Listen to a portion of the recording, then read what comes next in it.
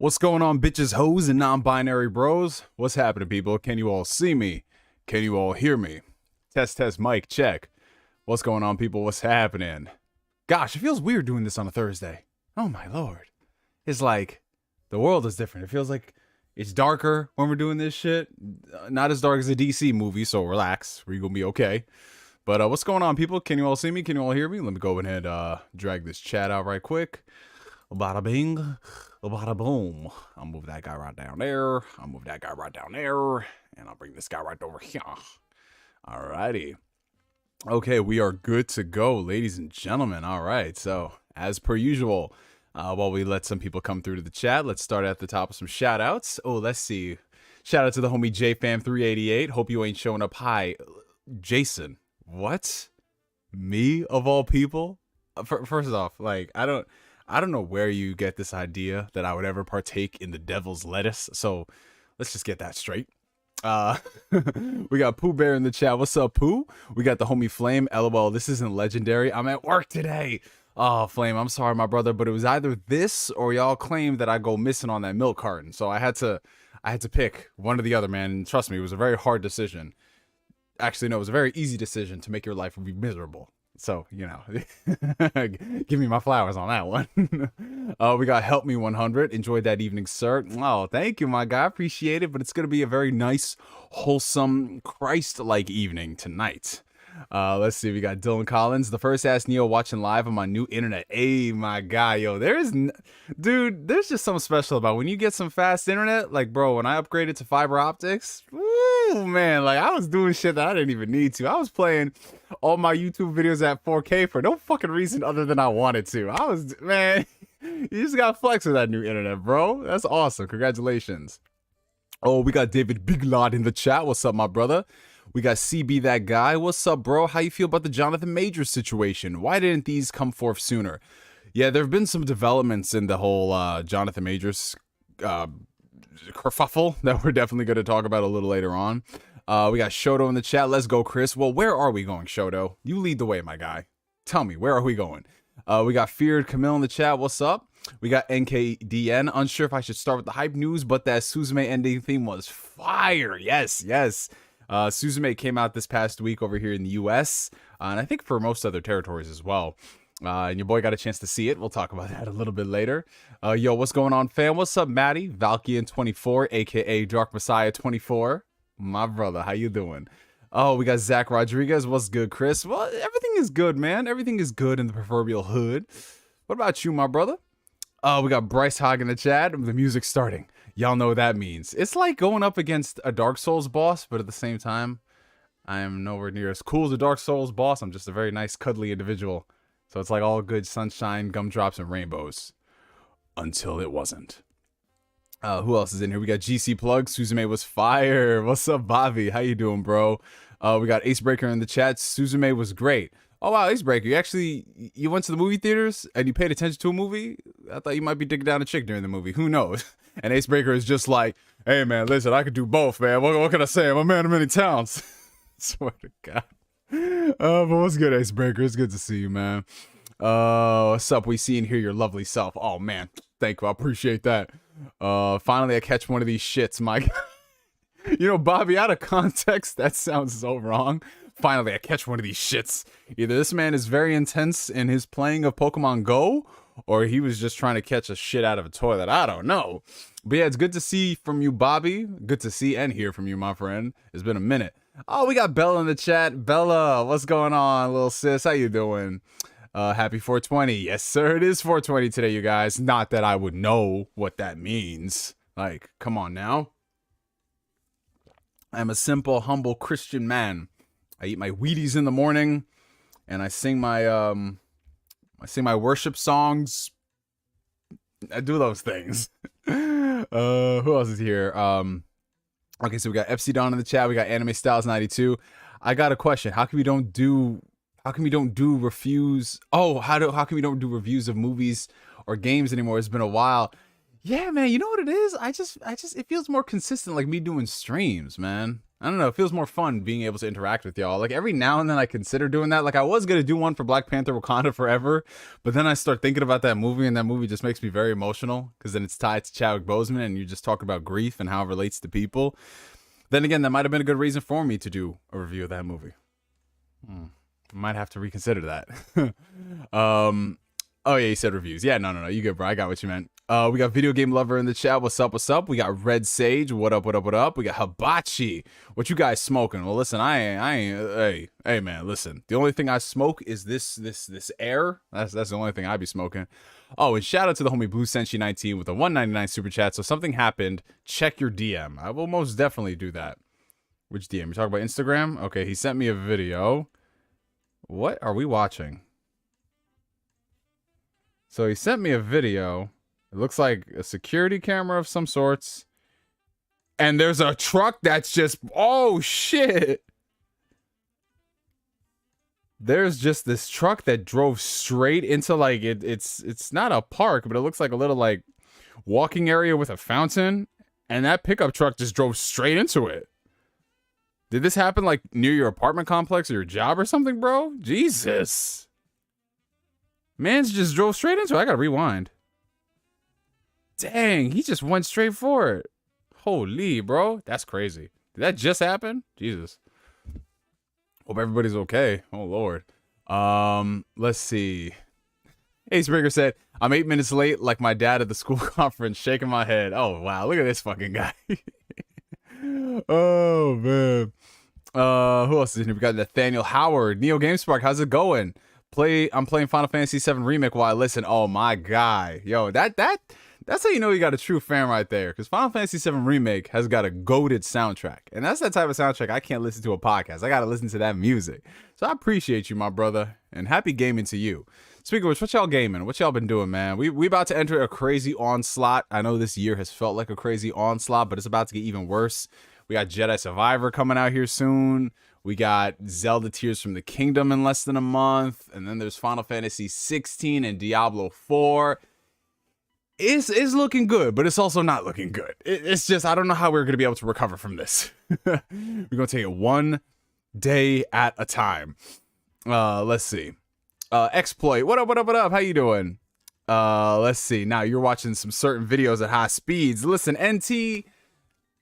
Maybe I might have done that, but here's the thing, NT. Unlike some of y'all in the community, I don't be paying for Pornhub Premium. I don't be paying for those memberships where you can watch it in 4K. I stick to that 480p, and if I'm lucky, I get 720p. So there's no reason I would need better internet to flex that stuff. Y'all, on the other hand, y'all some different animals. Y'all different beasts entirely. Long live Kevin Samuels. How you doing, my brother? We got James Lewis in the chat. We got Dr. Slump. Great series right there. Are you looking forward to Final Fantasy 16 or Final Fantasy 7 Rebirth more? Which do you think would be the better Final Fantasy experience? Oh, so to answer your question, my friend, I am looking forward to both of those games. I'm going to be getting those games day one. I'm extremely excited for them. If I had to pick one over the other, I would definitely say Final Fantasy 16 just because I feel like all things considered, it's going to be a better game. Not to say that I'm not excited for Rebirth, but Rebirth has a lot more to prove, in my honest opinion. I really enjoyed the Final Fantasy VII Remake, but there were some things that kind of had some give and take. The pacing of the game was very off. Them stretching out a 5-hour portion of the game into 30 hours, it sounded like a good idea at the time, but all this stuff in between was really monotonous. I mean, the game experience itself I enjoyed. I love the combat, I love the characters, and I'm interested to see with the changes to the narrative, like where this is going to take us. But still, the jury is out on this, because if the next two games don't land, then this whole Final Fantasy VII experience will not be worth it. So we'll have to see. But Final Fantasy 16, on the other hand, I just feel like it has more competent people working on it. It's got more competent people working on it. Everything I've seen from the game looks phenomenal, and I'm excited because they're always switching it up with the Final Fantasy franchise. Sometimes it's good, a lot of times it's bad, but this one I think will be a really good mix-up. But either way, I'm still getting both of them. I'm excited for both of them. It's like comparing children. Like, you have your favorite, but you're not going to say it. Except in this case, it's Final Fantasy 16. Let's see. Okay, so, wow, we got two more super chats. $2 coming from Julian Phoenix. What's your favorite weed strain? Honestly, this is gonna sound really weird, but I'm very basic. Like, even though I say I don't partake in the devil's lettuce and that wacky tobacco, I'm not really too particular about having like a favorite strain. You know what I'm saying? Like, to me, it's like if you were asking me, like, hey, what's your favorite type of this and that? I'd be like, I don't fucking know. You know what I'm saying? Like, because I don't really do it that much. Like, I do it every now and then, but it's not like to the point where it's like, yeah, I like this and that's my favorite one. I'm definitely more of a sativa guy over indica, and that's literally as far as I go with that. You know what I'm saying? Like, that's it for me. Everything else is just like, I talked to a friend of mine, and why do I keep like tippy-toeing around this like this shit ain't legal anymore? You know, it's just years of all that stuff. It's like my boy's like, hey, I got this. You want this? I said, fuck it. Is it good? He's like, yeah, man, this is great. And I was like, all right, cool. I smoked that shit. I'm like, oh, that shit is really good. I loved it. You know, so it's just very, yeah, I'm that type of guy. Let's see. So we have $25 coming in from Silverwolf26. Oh, I appreciate you, my G. Yo, what's up, Neo? Next week's gonna be crazy, bro. I can't wait. That's Xenoblade Chronicles 3, Future Redeemed DLC, and Star Wars Survivor. Oh, you just reminded me. Xenoblade is next week. Oh, that DLC pack, bro. Yo, do we got any Xenoblade fans? Do we got any Xenoblade fans watching right now? I need the Xenoblade fans to please stand up. Please stand up. Because was I the only person that was just like suffered, it doesn't even make sense, but I'm gonna say it, like third-degree whiplash when Nintendo just decided to drop a trailer for the Xenoblade expansion, and they're like, yo, that shit is coming out next week. Bro, I'm not ready for this. I am not prepared for this shit, bro. Like, I still got some stuff I'm playing right now, and then there's Jedi Survivor coming out, and you expect me to somehow fit this DLC expansion that is apparently bigger than Torna? Like, what? I can't do it. I can't fucking do it, bro. I can't fucking do it, bro. I can't do it. I'm so excited for it, though, because Xenoblade Chronicles 3 is the fucking truth.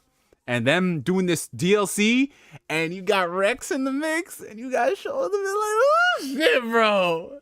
I ain't got no time for this shit, but I'm excited for it. Something's gonna get dropped. Something is definitely gonna get dropped, and I'm not talking about dick. Anyways, yeah, man, it's a great time to be a gamer. Great time to be a gamer unless you play only on Xbox. Tough time for the Xbox fans, and I say that being an Xbox fan. Yeah, we're gonna talk about the Redfall situation. Yeah, man. Not a good look. Let's see who else we got in the chat. We got everybody come through in the chat tonight. Is Thursdays the new nights for Ask Neo? Because it looks like it. It looks like it might have to be. So all right, before we get into more of the super chats and some of the topics, let me just run through and do these shout outs real quick. But while I do that, if you guys can hit the like button, helps out the channel tremendously. Okay. So we have Juliun Harris in the chat. What's up, my brother? We got Retro Lad in the chat. We got PS Tutorials. We got Not For Videos. Damn, I haven't been able to come to one of these streams for ages, and here you are, my brother, and it is good to see you. Okay, we already have Ace Breakers, Trifling Ass in the chat. We got B-Rex Media. Oh, speaking of Ace Breakers, man. Yo, so NBA Youngboy, apparently he's welcomed his 11th child, and I already know you were just like, salute to that, man. Trapped in My Psych is here. Oh, shit, we got... I gotta prep myself for this one. We got Colin, my boy, my man Colin. What's going on, my brother? We got Das in the chat. Sup, Neo? Did you see GameStop's new buy one get one free deal on select video games? I'm definitely gonna grab Xenoblade 3 and Octopath 2 now. Yes, I did. Remind me of that because I have to. I gotta update y'all on something. Who else is in here? We got Monolith Hard. Did you see the new Xenoblade trailer? Yes, I did. And my Monolith was very hard. I'm sorry. The older I get, the more my dad jokes come out. Like, what? We got MV Dub in the chat. What's up, Neo? I'm playing Chain Echoes on my Steam Deck while listening. Hey, my man, Steam Deck supremacy. Let's go. Shout out to the Steam Deck fans. Let's see. We got Lag Shashunness? Neo, are you playing the Mega Man Battle Network Legacy Collection? I am not. I'm not playing that right now, bro. There's too many games to play, but I really want to. It's just too many games, not enough time, bro. Ugh. Let's see. We got Pi Studios in the chat. Ace Breaker 4K porn hit different. This fucking guy. What about VR porn? Let's see. We got Tommy Perez. Yo, what's good, Neo? Been playing Final Fantasy 1 on the Switch. The pixel remaster is amazing and well worth the money. Yes, the Pixel Remaster did just drop. Oh, I was high-key contemplating copying it, but at the same time, I'd only really play it for 4 and 6. Because I really, out of the old, like, 1 through 6, I loved 4 and 6 the most, especially with 6. 6 is God tier. But yeah, I think I'd probably just buy it to put in the collection, you know, just to have all the games on a Switch cartridge. Okay, let's see. Okay, we're gonna go down the list. Oh, damn it, everybody's in here tonight. My goodness, we got Jonathan Kasai in the chat. We got Static Glock, my guy. What's up? We got Corey Gryffindor, happy 420, Blaziken Weebs. Yes, sir. We got Ryan Castrillo. Hey, dude, been a bit. Have you seen Beau is Afraid? I have not seen that movie, but I've heard interesting things about it. We got Black Bond. You got no legendary trash JRPGs. Oh, this fucking guy. It's not a stream unless Black Bond's trifling ass coming in here with nothing better to do. Yeah, with all this energy, you think Black Bond be playing more of the Trails games, but he's just on MechWarrior 5, as per usual. Let's see. And I think that's everybody. Yeah, Bond's trifling ass was the last person here. So yeah, we're gonna get the intro out of the way. We're gonna do super chats and all that stuff. All right. What's going on, people? What's up? Welcome to another episode of Ask Neo. If y'all are tuning in for the very first time, Ask Neo is my Q&A series where you guys ask me questions and I answer them to the best of my ability. Now, we're doing things a little bit differently this week, considering, as I'm sure most of you guys know, it is not Tuesday, it is Thursday. This week in particular, I was busy Tuesday night, so I couldn't host the stream, so I was like, fuck it, I want to get a stream out this week, and I was like, all right, Thursday is the next best bet, so that's what we're doing tonight.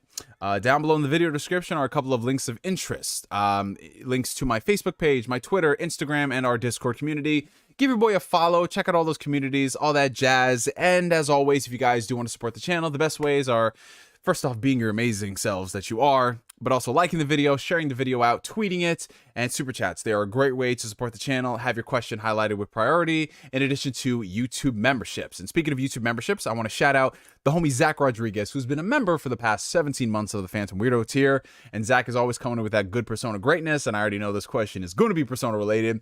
So he says, hey Neo, I finished Persona 4 Golden last week. You see, there it is. I had a feeling, because every single time Zach messages, it's either this or Costco food.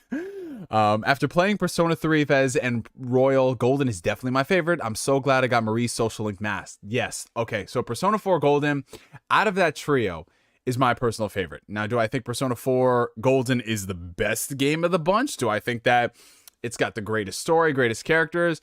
I mean, it's all personal preference at the end of the day. Some people are going to say the cast of 3. Some people are going to say the cast of 5. Me personally, 4 is my favorite. 5, I would say, is the all-around better game for newcomers because it is the most recent game with the best quality of life improvements, especially if you're playing Royal. But 4 it's extremely special to me. It holds a special place in my heart. And the important thing with Persona 4 is to max out all the social links, especially Marie's social link, if you want to get that true ending and all that greatness that comes with it. But yeah, man, I'm so happy you enjoyed the journey. It's a fantastic journey, and I'm so glad that the Persona games are finally playable on modern platforms. It took us a very long time to get there, but now they're all available on the Switch, on the PlayStation, on PC, on Xbox. It's a beautiful time to be alive, my friends. Have you guys been playing the Persona games? I know some of y'all just got into it because it came out on Game Pass. Some of y'all are playing it on the Switch. Let me know down below. We have $9.99 coming in from Blue Senshi 19. The accident, so this is the video that we were talking about a few minutes ago. The accident was in front of my house, so the home got fucked up. Currently still at work, and since I'm bilingual, I'm playing Guardians of the Galaxy in Spanish. It's low-key funny as fuck. Oh, that's awesome, dude. You know, I only know bits and pieces of various languages. Like, I know bits and pieces of Spanish, enough to get by. I know bits and pieces of Amharic, enough to get by. But I think one of the goals for my 30s is I want to learn language, like 100% speak as fluently as I can. Obviously, you know, it's going to take a lot of work. But I definitely want to do that, and just like the ability to watch something in a different language and understand it for the most part. That seems like one of the coolest things. But how is it in Spanish? Like, is it like a good dub? Or is it just one of those things where it's like, yeah, you know, it's in Spanish. Oh, man. And then we have a 2-hour super chat coming in from Hibachi. GTA 4 is a masterpiece. Nico is a god. You know what's funny about that? GTA 4 is like one of those games that I'm starting to see a lot of people come around on. Like, you know, like all of us went through our phase when we hated Grand Theft Auto 4. And I know some of you are going to be like, what the fuck you talking about? I never hated it. You know, it's like we played GTA 4, we liked it, then we hated it, and then now it's like coming back to like, oh, you know, GTA 4 was just misunderstood for the time. I don't know, man. Like, I really enjoyed GTA 4. Like, I liked it, but to me, it took out some of like the fun aspects of Grand Theft Auto. Like, it's a good game in its own right, but sometimes I'm just like, where's the goofiness of GTA, man? Like, where was that shit? But it's fun, man. The DLC expansion packs, the Ballad of Gay Tony, oh, still one of the best DLC I've ever played. The multiplayer online on GTA 4, so many good times, man. But yeah, you guys, so like I said with Ask Neo, there's no real flow or structure to the show. We don't really have any particular topics that we are going to hit on. But if there's a couple of things that you guys want me to discuss, make sure you talk about it down below. But I do want to bring up the first one, considering someone in the comments did mention it. And there has been updates on the Jonathan Majors situation. For those who don't know, out of nowhere, like completely out of left field, Jonathan Majors was arrested for strangulation and domestic violence. And this was like completely like, what the fuck? Like, how the hell did this happen? I'll never forget this. I was at work, and then somebody on Twitter tagged me and said, yeah, yo, don't look up why Jonathan Majors is trending. And I was like, why? What? Did like his dick show up on the internet or some shit? Because that's usually what happens when someone says, don't check why something's trending. It's usually something disgusting. And then I look and I read that, and I was like, oh yeah, that's disgusting, bro. That's definitely nasty. But the thing is, I kind of didn't want to speak too much on it for obvious reasons. Like, number one, it's still really early. We don't know exactly the extent of the situation. And number two, just based off of, you know, like, and this kind of leads in with number one's point, you never know anything until you know the both sides to the story, right? So we hear something about a person, and we've all done this. Like, we hear something about a person, we're like, wow, that's fucking terrible. And then the truth comes out, and we're just like, oh. So it's one of those things where we have to practice an exercise in self-control until we know all the information. Oh, and shout out to the homie Ghost Fixter for renewing the membership. I appreciate you, my brother. So yeah, with Jonathan Majors, I was just like, ugh, this looks pretty nasty, but I'm gonna wait to see both sides of the story to see what happens, right? Because, you know, contrary to popular belief, people out in these streets crazy as fuck, you know, and it's not just men and women, it's like both of them. Everyone does crazy shit. Even stuff that you think folks wouldn't lie about, they would lie about. And that was my viewpoint, you know, a few weeks ago. And then there was, oh, and shout out to the homie Sean Wachowski for re-upping the membership. Thank you, my brother. And then there was this random, literally out of nowhere, I don't know what the fuck is going on with this shit. There was like this document that came out that was text messages between Jonathan Majors and the woman that he was with, right? And if you read between the lines of the text messages, this doesn't really read like this man is 100% innocent. At the very least, it reads as, okay, both these individuals are extremely toxic, right? And I don't know why the Jonathan Majors camp released those text messages, because if they're trying to make this man look innocent, like, that's not the best approach, right? But his camp was saying like, oh, we have this video, it's going to prove he's innocent and blah, blah, blah. And I'm like, okay, you know, show the video. And we're waiting. Oh, shout out to B-Rex Media for the membership. I appreciate you, my brother. I don't know if Stream Elements OBS just really low with this, and shout out to TXK for becoming a member. Like, I don't really know if it's like really low in terms of like updating when it happens on YouTube, but either way, I'm gonna shout it out. Shout out to all the members. TXK becoming a member. Yay! I appreciate your support, you guys. So yeah, there was just like, yeah, we're gonna release this video, and I'm like, all right, when do you guys release this video? Because this is like incriminating stuff that's going on. And we don't hear anything about it until this week, where it seems like every day we've got a new update on it. So a few days ago, there was, shout out to Jake for becoming a member.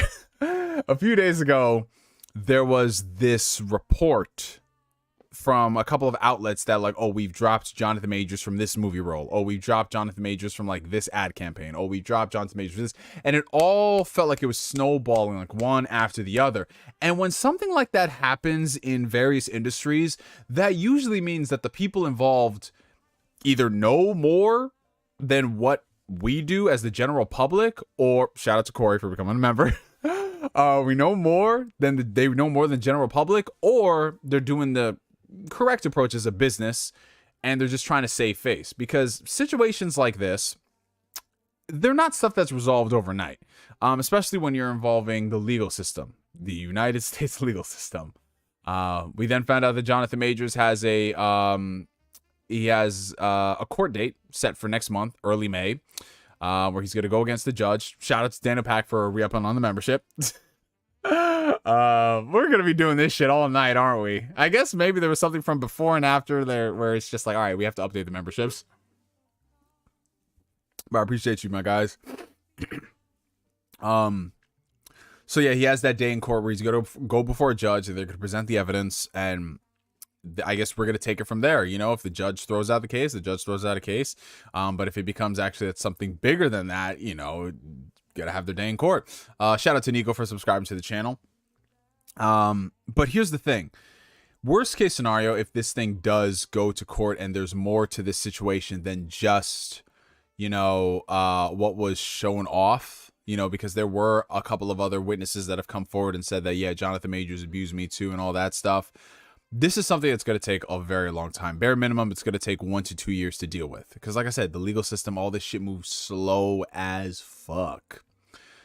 But in the case of the entertainment world, you can't really wait for that stuff. And I just want to, shout out to Honda Civic, who just subscribes to the Spirit Detective tier. I appreciate that, my brother. And Kevin Samuels, we'll get down to your super chat in a second.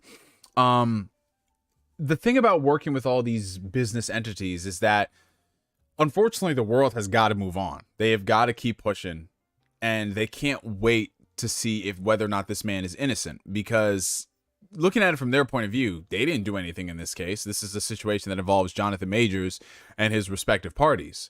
So do you stand by this guy as an independent entity while he's going through all this stuff? Or do you do the right thing and say, hey, man, listen, like, we can't sully our hands on this. We got to do our own thing. And that's what a lot of people are doing. So on the one hand, I can't fault them for that because this is something that is still ongoing. Now, from Jonathan Majors' point of view, if he ends up being truly innocent of all this, he's definitely going to feel some type of way, you know? And a lot of those companies are going to be like, shit, because you just lost out on who was potentially one of the next biggest stars in all of Hollywood, like one of the greats. Like, if you watch Jonathan Majors, like, this man is a president. Jonathan Majors was able to divert my attention from an otherwise shitty Marvel movie every time he was on screen. Like that's just how good of an actor this guy is. He worked with the shittiest script possible, and he still made something that's like halfway decent. It's compelling enough to be like, wow, look at this guy. And we might as well just talk about that, considering, you know, that's the next big elephant in the room. We have Jonathan Majors, this guy who's playing Kang the Conqueror and all of his variants in between. What does Marvel and Disney do? Because if all these other companies are quick to drop Jonathan Majors, what are they going to do? Because it's not as if they announced that he's playing the role and he hasn't done anything yet. No, this man has already made appearances as Kang. He played a variant in the Loki show. He's already shot Loki season 2. He was in Ant-Man and the Wasp: Quantumania, and he's supposed to be the big bad of the next 2 Avengers movies. The Kang Dynasty is literally like Avengers: The Kang Dynasty. So he's going to play a major role in the multiverse saga. So what do you do as Disney? Well, there are a couple of different things they can do. Well, number one, they can push back the movies, right? But I don't think that they necessarily are going to push back these multi-million-dollar, potentially billion-dollar franchises all because of one actor and what he's going through, right? Especially if they push it back and then they find out that, fuck, this guy was guilty all along. We pushed back this movie for no reason. Jesus Christ. But most likely, I would not be surprised if the Avengers movies are pushed back more for the VFX complaints and just in general of a lot of people just being unsatisfied with the direction of Phase 4 and Phase 5. They'll probably push it back, maybe get new writers until they figure out what they have to do, right? Or you could take the other approach and you can recast the character, which Marvel is not adverse to. Now, we haven't gotten a major recast in the Marvel world since 2012 with Mark Ruffalo taking over for Edward Norton. Of course, there was a whole Don Cheadle, Terrence Howard situation. It's me. I'm here to deal with it. But yeah, Marvel has not really done any major recasting for the big players. Sometimes it's side characters if there's like contractual issues or whatever, but more often than not, if there's a contractual issue, they'll just like write that character off from the movie and then they'll come back, you know, like Natalie Portman. But in this case, you know, that's the big bad of your franchise. And I appreciate all the super chats, you guys. Thank you so much. I'm going ahead and I'll answer them like once we get through the Jonathan Majors situation. But recasting Kang is huge, man, because this is your big bad. That'd be like recasting Robert Downey Jr. after Avengers 2. It's like, what the fuck are y'all doing? You know what I'm saying? So what do you do, right? And honestly, I think the best approach, given the situation right now, is to recast the character. Now, it sucks, especially as, you know, if Jonathan Majors ends up being innocent, it's just another example of like a black man has everything taken away from him before he's innocent versus, and I know people are like, Neo, why are you involved in race and all this shit? Look at the amount of white dudes in Hollywood who have gotten away with crazy shit. Even some white dudes now that we're praising, the shit that they did back in the day got swept under the rug, all because that happened in an era before social media. Right? Like white people got their rehabilitation arcs and they had nothing taken away from them at the time versus now where it's like, that's it, you're fucked. Right? So like worst case scenario, if this guy is guilty, this guy's fucking guilty. Don't let this man do anything else, blah, blah, blah. Cause it's like, there's just certain things that, yeah, you can have a comeback from stuff like that, but I'm sorry, it's 2023. You putting your hands on people like that, like, momentary lapse in judgment, all this nonsense, like, bro, let's just stop this. Especially he's working in an industry that is all about appearances too. You've been in the game long enough to know not to do this shit. Like there's some shit you can't rehabilitate from, right? Like if it comes out he actually strangled someone and he choked someone and blah blah blah, then yeah, you know, lock his ass away in jail, whatever, you know, go do another job. But if he's innocent, right, that whole situation is just going to be another reminder of we got to take our time with these situations, right? Which is why a lot of people need to just calm down before everything else. Like wait until you hear both sides of the story and then we act accordingly, right? But given that there's so much at stake with a lot of these companies, like they can't afford to just wait because there are other contractual obligations. They've already set filming dates for some of these things. Like this shit has to keep moving. So it's like, ugh. And I know some people in the comments are bringing it up like, whoa, what about the whole Ezra Miller situation, man? What about Ezra Miller? Like Ezra Miller, listen, there is no one in the world who wants justice to be dealt towards Ezra Miller more than me, because that dude, like, again, it just goes back to like, oh, when white people do something, 9 times out of 10, it's swept under the rug. It's not an issue. It's just like we as a society need to do better, you know, and then it's like nothing fucking happens. But with Ezra Miller, it's a different case because they shot his movie years ago. Like the Flash movie was already shot. And it's not a case of, oh, well, we can go back or we can refilm it or we can deep fake it. That would basically balloon the budget to the point where the film cannot be profitable. Like you're talking about taking a $200 million movie, reshooting all the movie, right then and there, that becomes like a $400 million movie. And the break-even point of that movie is going to be close to $1 billion. And for a Flash movie, is it going to really make that much money? If your break-even point is going to be close to $1 billion? Like, no, it's not going to. So what they did, WB, is just they were really quiet about it. They didn't say shit. They didn't say shit until there was an opportunity for, like, once everything died down, they say, you know what, Ezra's fully committed to their recovery, and then we're going to assess what happens going forward. But with Ezra Miller, if he stays on board for DC, that is going to be a very, very stupid decision, in my opinion. If they somehow keep him on board, there is no way in the world. I'm sorry, like him, like there's nothing about Ezra Miller where I'm just like, I can excuse some domestic violence because you're a good actor. There's nothing about that. And not to make light about domestic violence, but you get what I'm saying. There's nothing about it where it's like, okay, we can keep him, right? There isn't anything. You see this dude and it's like, fuck it. Like, no, go get another Flash. And they're rebooting the whole thing anyway. So why would you even keep this guy if everybody else is gone? If Ben Affleck is gone, if Henry Cavill is gone, like there's no point to keep Ezra Miller of all characters. Just recast it. It's going to be a new universe anyway. You're going to get a new Batman. You're going to get a new Superman, new everything, and then just go forward, man. That's all you can really do. But they're not going to go ahead and reshoot that entire movie. From a fiscal sense, it makes no sense whatsoever, right? And I know a lot of people don't like to hear that, but at the end of the day, all these businesses are in the business to make money. Not saying there isn't an artistic angle where they can make great films at the same time, but like, let's just be real. artistic integrity to billion-dollar corporations does not exist. It just isn't. Artistic integrity is just to keep us happy. That's literally what it is. They want the money at the end of the day. And there's nothing wrong with that, because if you can find a compromise between making a great movie and have it make money, I'm all for it, bro. That's how shit goes. But yeah, the Flash movie, and apparently from what we've been hearing behind the scenes, is that the movie is so good that they can't bin it. They can't just put it on HBO Max. They can't do anything, because to them, they view this as, okay, that's going to be a good moneymaker, right? And when DC has not had a good moneymaker in a very long time. The last DC movie that was extremely profitable for Warner Brothers was the Batman, and then before that was the Joker. Everything else since then has been, at the very least, it barely breaks even or it underperforms completely. Like Birds of Prey, flop. You know, you had Wonder Woman 84, flop. But then again, that was in COVID, so you can't count that. Suicide Squad, again, that was in COVID, you can't count that.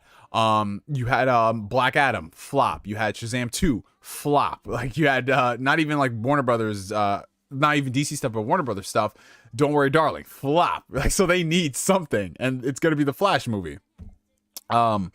Yeah, but the first Wonder Woman movie was 6 years ago, if you believe it or not. Like, the last time they made big money on movies was the Joker and the Batman. And the Joker was end of 2019, Batman was beginning of 2022. And they had nothing else there that made them a ton of money from the DC side of things.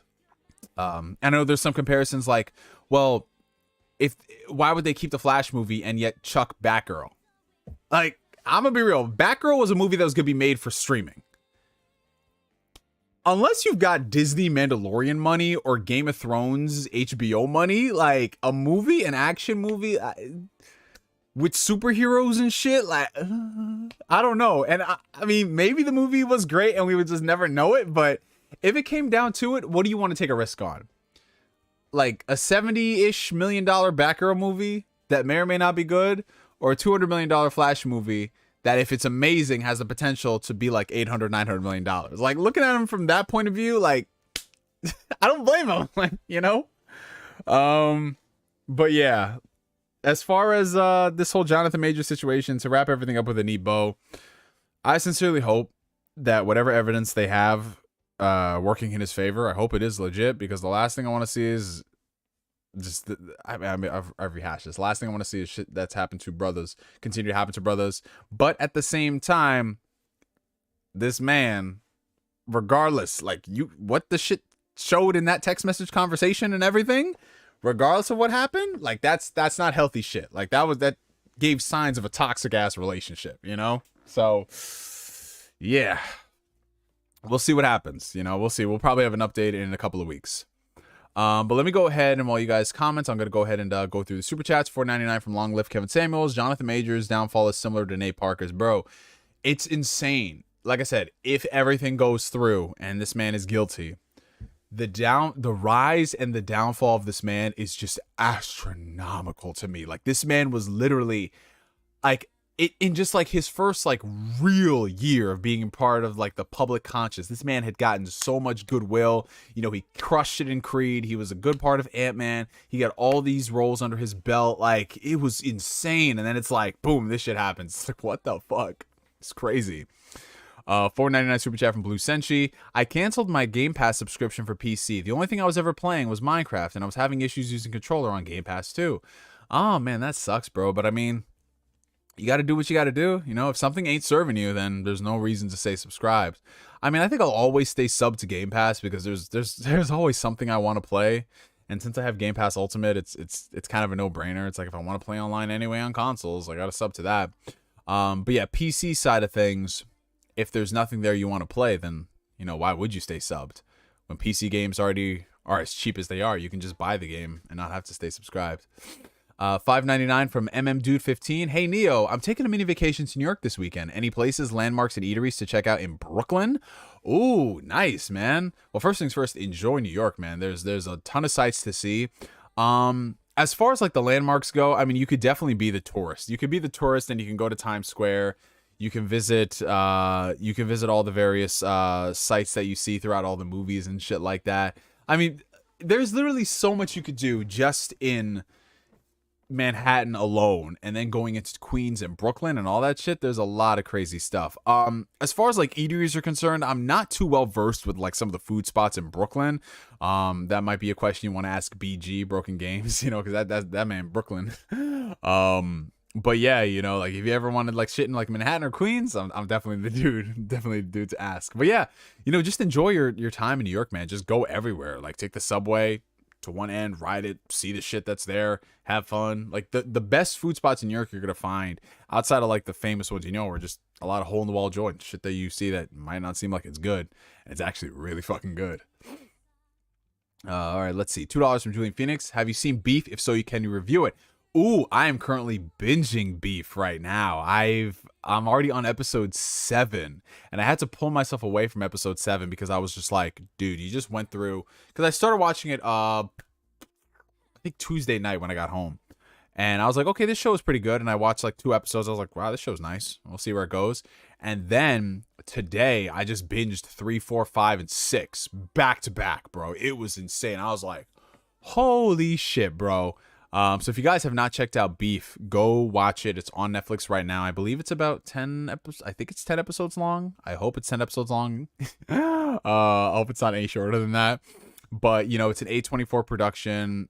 It's got Ali Wong in it. It's got Steven Yeun. It's really dope. It's like one of those shows that it starts from like one event, and then that one event, it keeps spiraling everything else, and it always goes back to that one event. And I love shows that are like that. It's sick, man. It's good. It's beautifully shot as well. We got $2 coming in from Flame. Yo Neo, go watch Oshinoko. I ain't asking. Well, you know what? You better ask nicely then, because you ain't asking. Do like me some beef. Pause. Yeah, Acebreaker, I like some beef too, bro. I'm definitely like when I go out to eat, give me some steak, bro.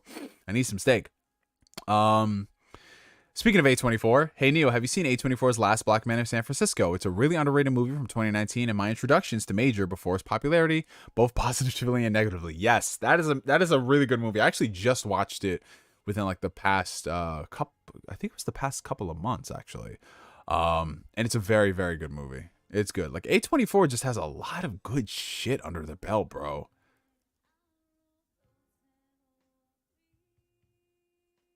Oh, damn.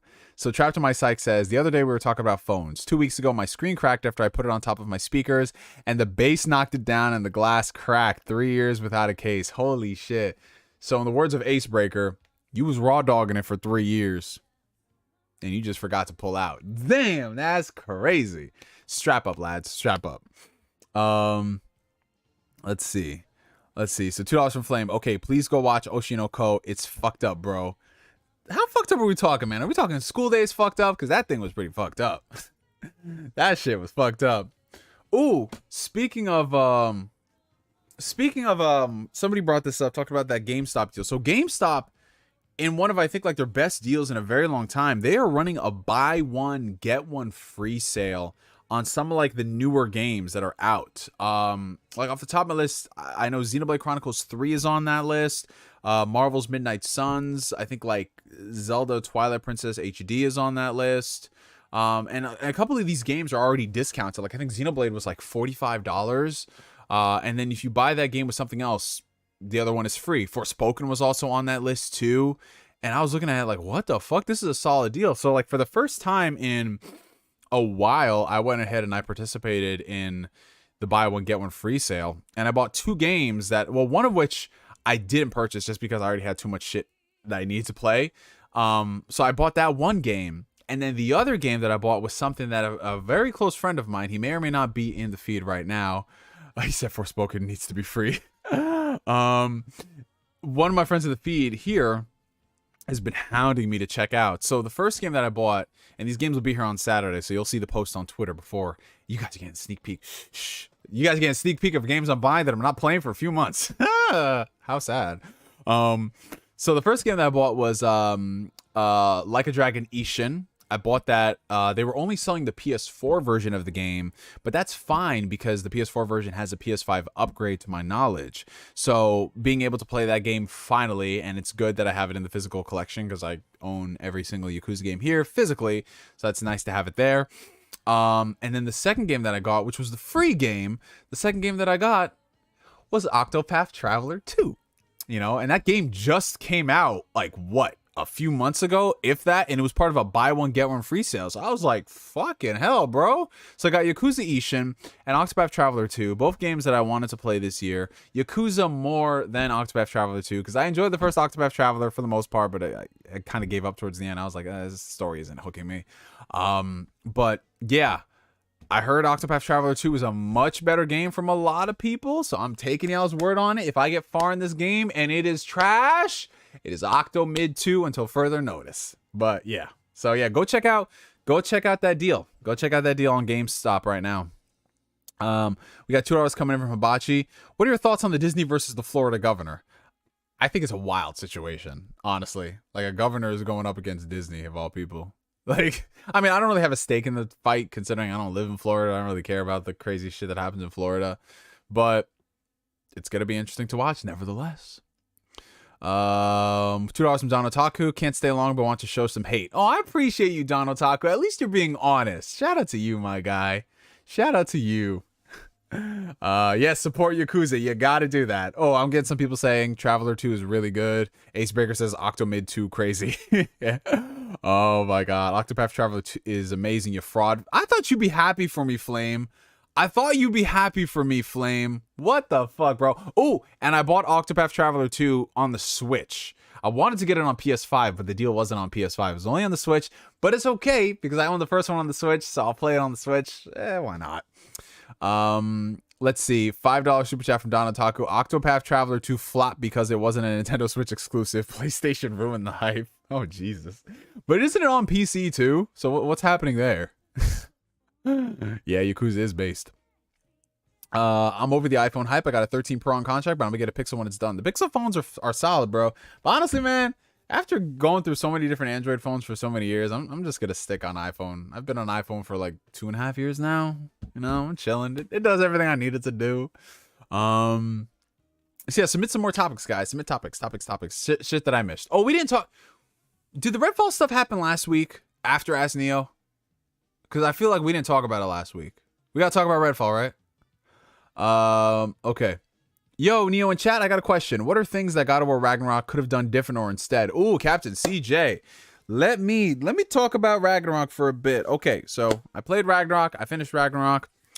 Overall, I think it's a very good game. I like a lot of the stuff they did in Ragnarok. I love the story, the emotional beats. I love the combat system. However, I don't necessarily think this was the sequel that we should have gotten, man. As weird as this sounds, and I don't want to get too much into spoilers, God of War Ragnarok to me feels like the most rushed sequel, but at the same time, it felt as if it was just dragging its feet. As weird as that sounds. Because there were a lot of moments in this game where I was just like, okay, all right, you know, like I'd love to know more about this. Are we going to learn more about this? No, we're not? Oh, all right. Why not? And then there are moments where I'm just like, yo, y'all are taking way too much fucking time here. This is dead air. Like, why is this even a chapter? Like, there were a lot of moments here where I'm just like, we could have used an entire third game to build up to the story of Ragnarok, the finale of Ragnarok. And by the time you got to Ragnarok at the end, you're just like, this is Ragnarok? Like, this is not that much better than Thor Ragnarok. Like, I would think Ragnarok would be this huge fucking scale, this epic war and shit. I'm just, that's it? That's fucking it, bro? Like, honestly, like the character of Thor, I felt like what they should have done was Thor should have been the villain of Ragnarok. And then Odin is the villain of the third and final game. And wrap up the entire Norse mythology as a complete trilogy. That be your entire story. And I know Corey said they don't want to spend another 5 years working on a God of War game. But why are you spending 5 years working on a God of War game? Right? Like, why don't you find more clever ways to make this shit work? Like, you don't, like 5 years, you know what I'm saying? Like, make that shit in 3 years. Do what you gotta do with the story, man. Because to me, it's just a lot of the stuff in the game. I'm like, I like it, but I felt like this could have been so much more. You could have spent some time with this and let it grow. And then by the third game, it's like, pow, there you go. And I know they're probably working on another IP at the same time. But now to me, it feels like the way Ragnarok ended, you just trying to go on to a new world and new stories and worlds to explore. And I'm just like, are we going to be in the same path again? After you do that story, you're going to get tired of it after the second game. You're like, fuck it, let's do something else. Like, I don't know. I mean, I still really enjoyed the game, but the pacing of that shit was just all over the place. Like, there was a lot of Atreus shit in the game that's like, why are we doing this? And then I was just like, can we get back to the Kratos stuff? And we got back to the Kratos stuff. And before you know it, the game is over. And you're just like, oh, okay. Yeah, it definitely could have been 3 parts. Now, that does not mean that the game is trash. It's just, in my opinion, not as great as it should have been. Are you trying for that $130 Zelda Tears of the Kingdom Collector's Edition? No, I will not be going for that one. I'm just going to get the standard game. Definitely going to get the standard game. And I'm excited about it. Oh, shout out to the super chats. Damn, you see, I'm trying to get to the topics, but y'all blessing in the chat tonight. Thank you so much. I appreciate it. $10 from GC Plugs. Been playing Octopath 2 on the Steam Deck. Really, really enjoying it. That and the latest Trails game. Oh, you said Trails? Black Bond is coming into the chat. He's like, oh, see? This guy, GC Plugs, let me be his best friend. That man's legendary. But yeah, you know, I'm going to give it a chance. I'm going to dust off my... No, that'd be some fucked up shit. If I dust off my Switch to start Octopath Traveler 2 and not play the Xenoblade 3 DLC. Oh, I can't do that. But either way, I have Octopath 2. And listen, Flame, if that game is mid, Flame, I am never taking your advice on anything ever again, because that's not a 5-hour game, bro. That's like, what, a 40, 50-hour game? What was the free game you got from GameStop? So, Octopath was technically the free game, because I got Like a Dragon Ishin and that.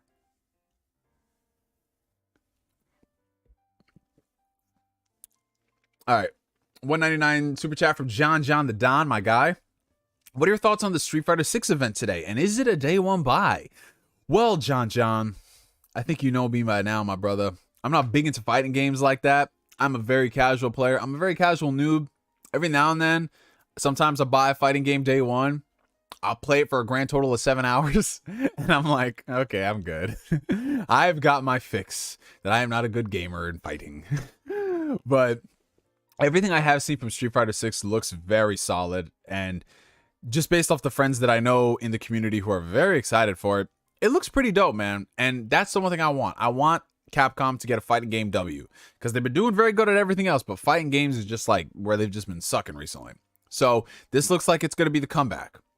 I won't be buying it day one, but if that shit is fire, I might buy it just as a game. You know, you have a couple of drinks, you be playing with your boys, and yeah, of course you're gonna get your ass whooped, but you know, sometimes it's all about the fun. It's all about the fun. You know, I ain't gonna be in the lab, I ain't gonna be like testing my combos, but I just might have some fun. You know what I'm saying? So yeah, it looks solid though. I did see, like, for the first year, they're gonna have like 4 DLC characters. That is wild to me that Akuma's a DLC character. That's very interesting. His design is nice though. $2 coming in from Flame. Reject mediocre Redfall. Return to Duvuri Paradox. Is that Warframe related, Flame? $10 from Don Otaku. God of War Ragnarok could have been good if you could climb anywhere, had physics, go anywhere from start, more gameplay exploration, less cutscenes, basically just make it Breath of the Wild. This boy is toxic. You're basically saying, like, where's the jump button? Where the fuck is the jump button? Damn, you crazy. But God of War's got better combat than Zelda, man. But Zelda does have amazing physics. He's like, I'm not buying Zelda. I'm not going to support $70 games on a tablet.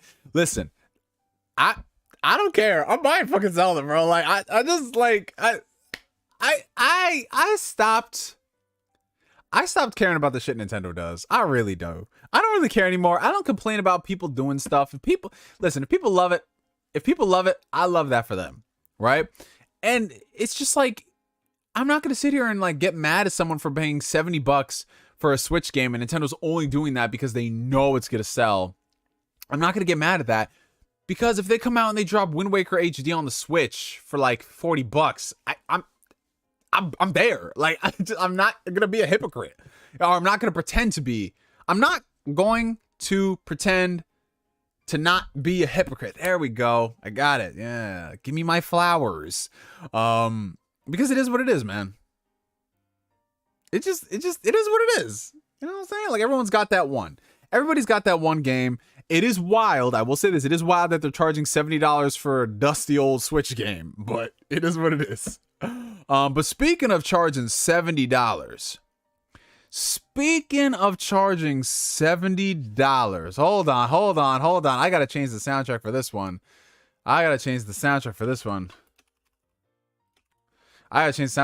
Because, ladies and gentlemen, we gotta play something that's really sad for this. We gotta take people to court. To discuss this, guys.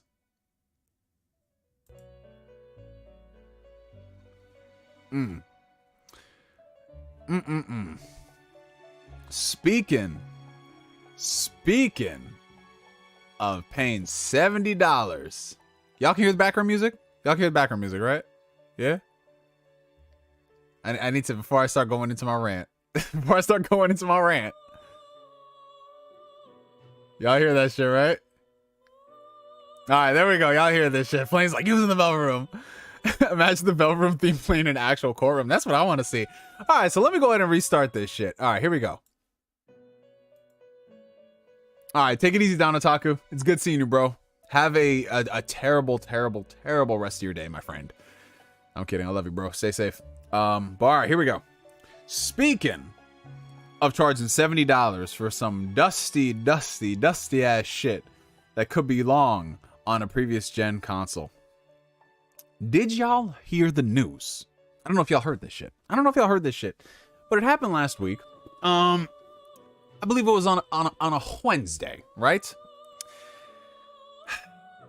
Out of nowhere, out of the blue, the Redfall Twitter account came up here and dropped some details about the upcoming game. They dropped details about the various modes you're gonna get. Now, that's something that's just par for the course with current generation consoles, right?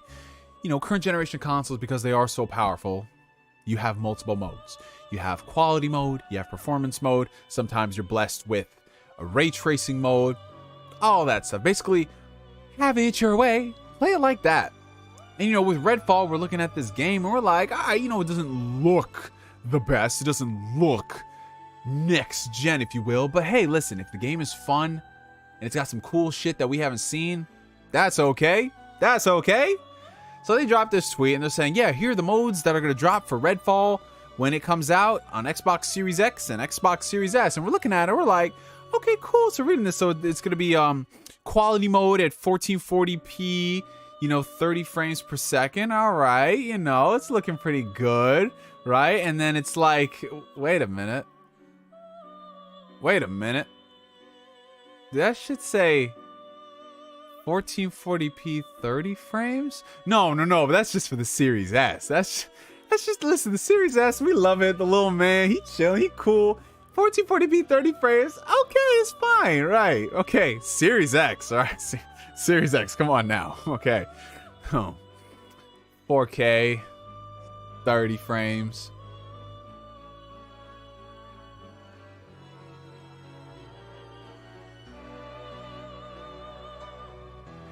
In the year of our Lord 2023, we're getting a game locked at 30 frames per second on a current gen console.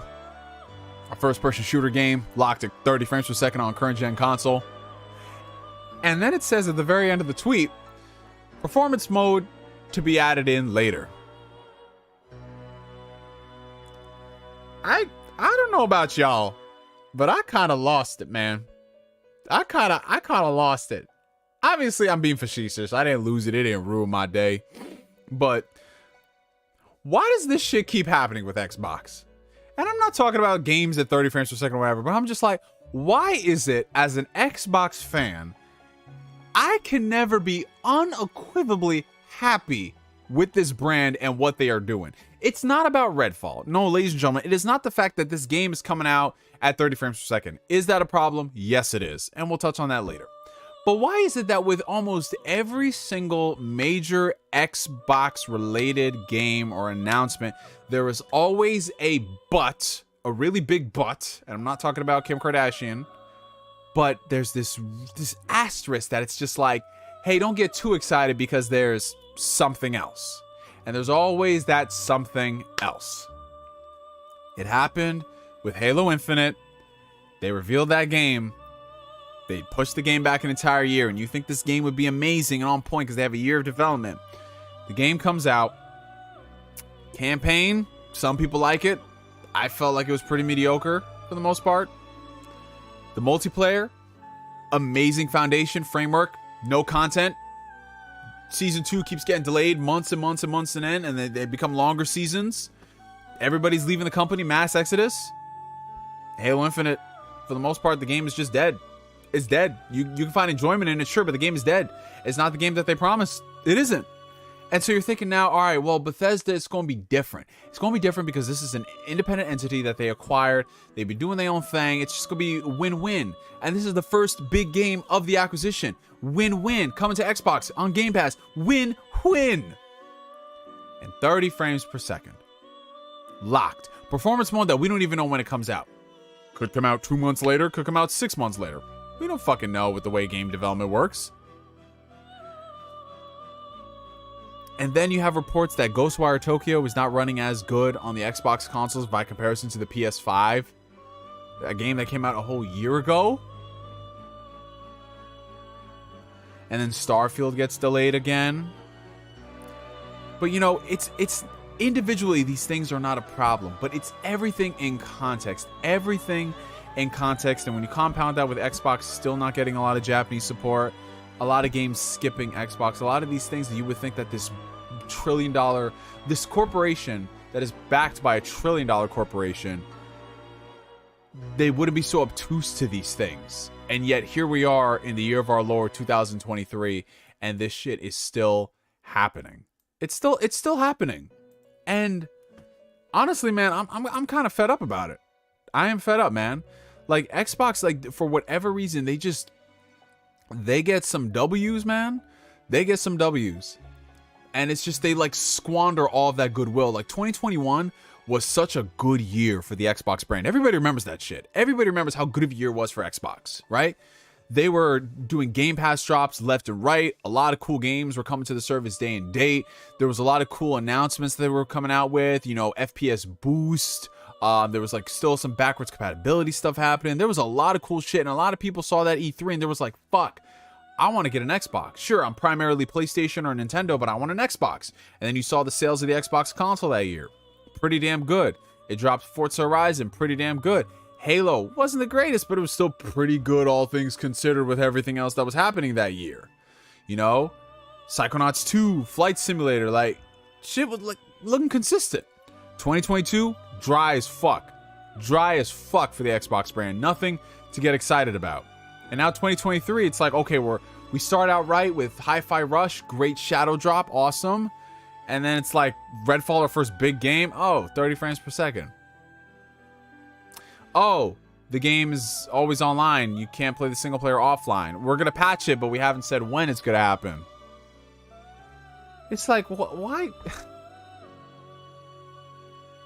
Why did, do they have a plant? Is there like an undercover agent from Sony at Microsoft who's just telling them all the wrong things to do? Like, these decisions that they're making, it sounds like, as weird as this sounds, it sounds like these people have never played games before, or they've ever looked at the gaming landscape and like, what's the stuff that's gonna piss people off? What's the stuff that we shouldn't do? And mind you, Redfall, this game was already delayed. They announced this game years ago, and it was already pushed back. And now you're telling me that we gotta wait even longer for a 60 frames mode? I'm sorry, 60 frames per second should be the standard.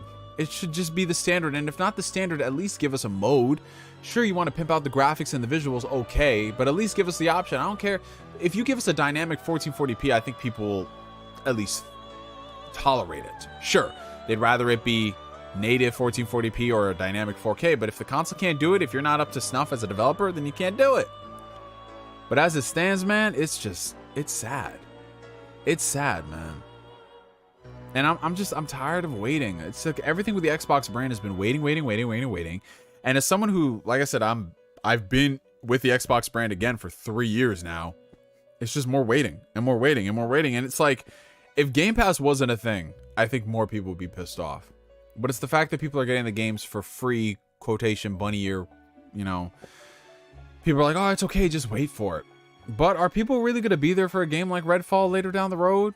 Could it find new life after this patch? Again, you got to look at the content output, like the rollout of this shit. There's a lot of games coming out this year. There is a ton. And when you treat the Xbox fan base like this, it's kind of pathetic, man. Like, I know they're trying to expand to PC and cloud and mobile, but these are the people that built your brand, and it feels like you're treating them as second-class citizens. When you market the game at 60 frames per second, and the game is not going to be 60 frames for a while. And I know it's not fair to pin everything on Xbox on Redfall. It's not fair to pin everything on Xbox on a Hi-Fi Rush or Ghostwire Tokyo's performance, but it's just everything. It's, again, it goes back to the optics of the entire situation as a whole. People are annoyed. Like, there's no way around this. Like, every single Xbox influencer I have seen who's like, even the some who were like damage control, they're tired, man. They're tired of this shit, bro. So it's like, Xbox, you got to get this shit together. Because if you're already fucking up with your in-house games, and then you're squandering the potential of the Bethesda stuff, and you're trying to buy Activision, like, how is... I don't get it. Like, where I don't know, man. But yeah, that's all I really want to say on the Redfall situation. Like, I'm looking forward to the game, but at this point, I'm just gonna, if I don't play it on PC at launch, I'm just gonna wait for the 60 frames patch. And by that point, will I even download it? Depends on the games that got coming out. Because like I said, Jedi Survivor's coming out, Zelda Tears of the Kingdom coming out, Final Fantasy 16, Diablo 4, and that's taking us into June. There's a lot more stuff coming out this year. Spider-Man 2. From Bethesda, we have Starfield. Like, there's a lot of shit happening. But what do you guys think about this whole Redfall situation? Like, what are your guys' honest thoughts? Comment down below. And while y'all are doing that, make sure you hit the like button. Helps out the channel tremendously. We are currently at 45 likes. Appreciate y'all. 199 coming in from Blue Senshi. Xbox is losing it. They are on some hard drugs. I don't even know if they're on hard drugs, bro. You know what it feels like to me?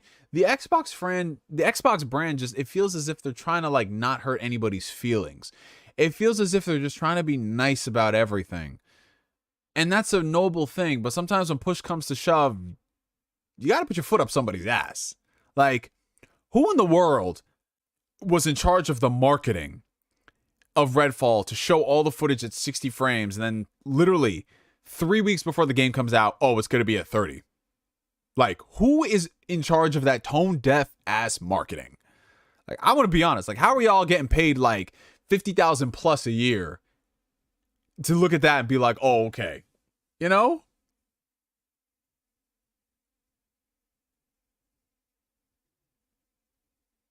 How do you feel about Sega buying Rovio? Very interesting decision, because I have not thought about Angry Birds in the longest time, but, you know, Sega is definitely trying to capture like that mobile market on a crazy degree, and those people made a killing off Angry Birds and how they were trying to and how Angry Birds expanded into transmedia. You know, like they had a couple of movies come out. It was just really popular. So if they want to leverage that expertise and do the same shit with their franchises, I could see it. I mean, they're already doing that with Sonic. Like, Sonic had 2 movies, about to get a 3rd, and they're doing the Knuckles TV show, and they've had various Sonic shows, so they're just trying to go bigger. Have you heard of the massive studio PlayStation acquired today? Firewall or something? Firewalk, I think. Yeah, so PlayStation made an acquisition today. Not a crazy big acquisition like people are thinking, but they bought one of the studios that they've been helping incubate for a while. That's working on a multiplayer game, and we haven't seen anything of that multiplayer game. We really don't know much of the talent working on this, other than the fact that this thing is in development. So it's similar to the Haven situation, that studio I think up in Canada, Jade Raymond helped found.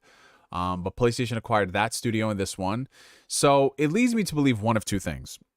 Either A, the studio's game, what they're working on, is so damn good that PlayStation wanted to acquire them because they're so talented, or B, they are just trying to acquire them because they don't want a situation where the game becomes so popular and then they move on and they do their own thing with other studios and shit like that. So they want to own the studio so it could be a part of their family. So they want to get ahead of everybody because they don't want to lose the studio and have that studio blow up and, you know, just be crazy and all that shit. The one that got away, essentially.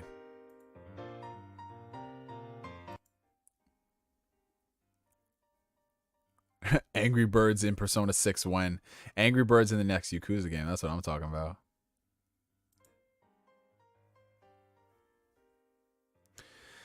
All right, so let's see.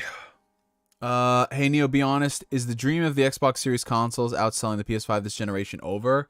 Well, you know, like our good friend Jaden Yuki says, a game's not over until the last card's played, and I don't want to rule anything out because anything can change in the matter of like 2-3 years. We all thought that the Xbox 360 would be the best selling console between the PS3 and the Xbox, because you know the Wii sold the most amount. The Xbox 360 was kicking the crap out of the PS3 for so many years until the slim model came out, and then all the exclusives started coming out, and the PS3 started to catch up. And I think by the tail end of it, it ended up beating the 360 by a little bit. So I'm not saying it's impossible for Xbox, but they have got to get their shit together, because right now PlayStation is running straight off of inertia. They are running straight off of goodwill from previous generations, and the fact that a lot of the casuals out there, if they are going to buy a new system, they're just going to go with what they're comfortable with. And more people bought a PlayStation console last generation than an Xbox. So obviously they're going to migrate everything over. Everything is going to translate just fine for them. They'll be able to play their same games. You know, they'll be able to do that. And it works. And also, when you, as unfortunate as it sounds, the PS5 is just more popular. Like, all the memes online about getting next generation systems during COVID was about the PS5. It wasn't about an Xbox. Like, PlayStation just has such a control of the zeitgeist. So it's got to keep selling based off that.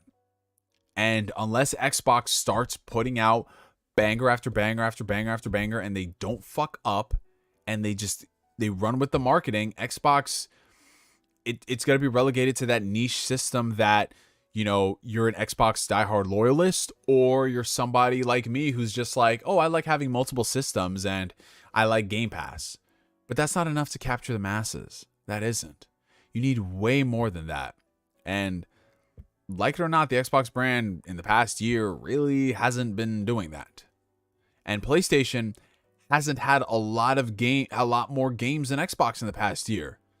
They've had God of War, they have Gran Turismo, they had Horizon, right? Those were their biggest games last year.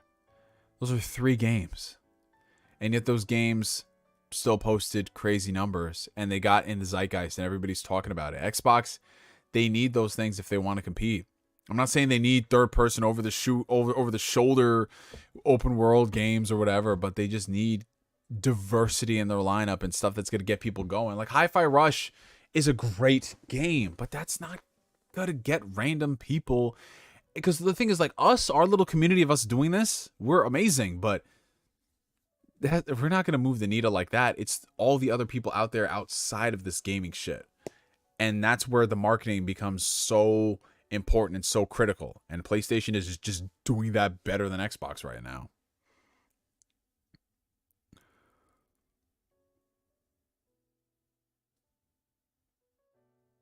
$2 from Julian Phoenix. Imagine if the PS5 had backwards compatibility.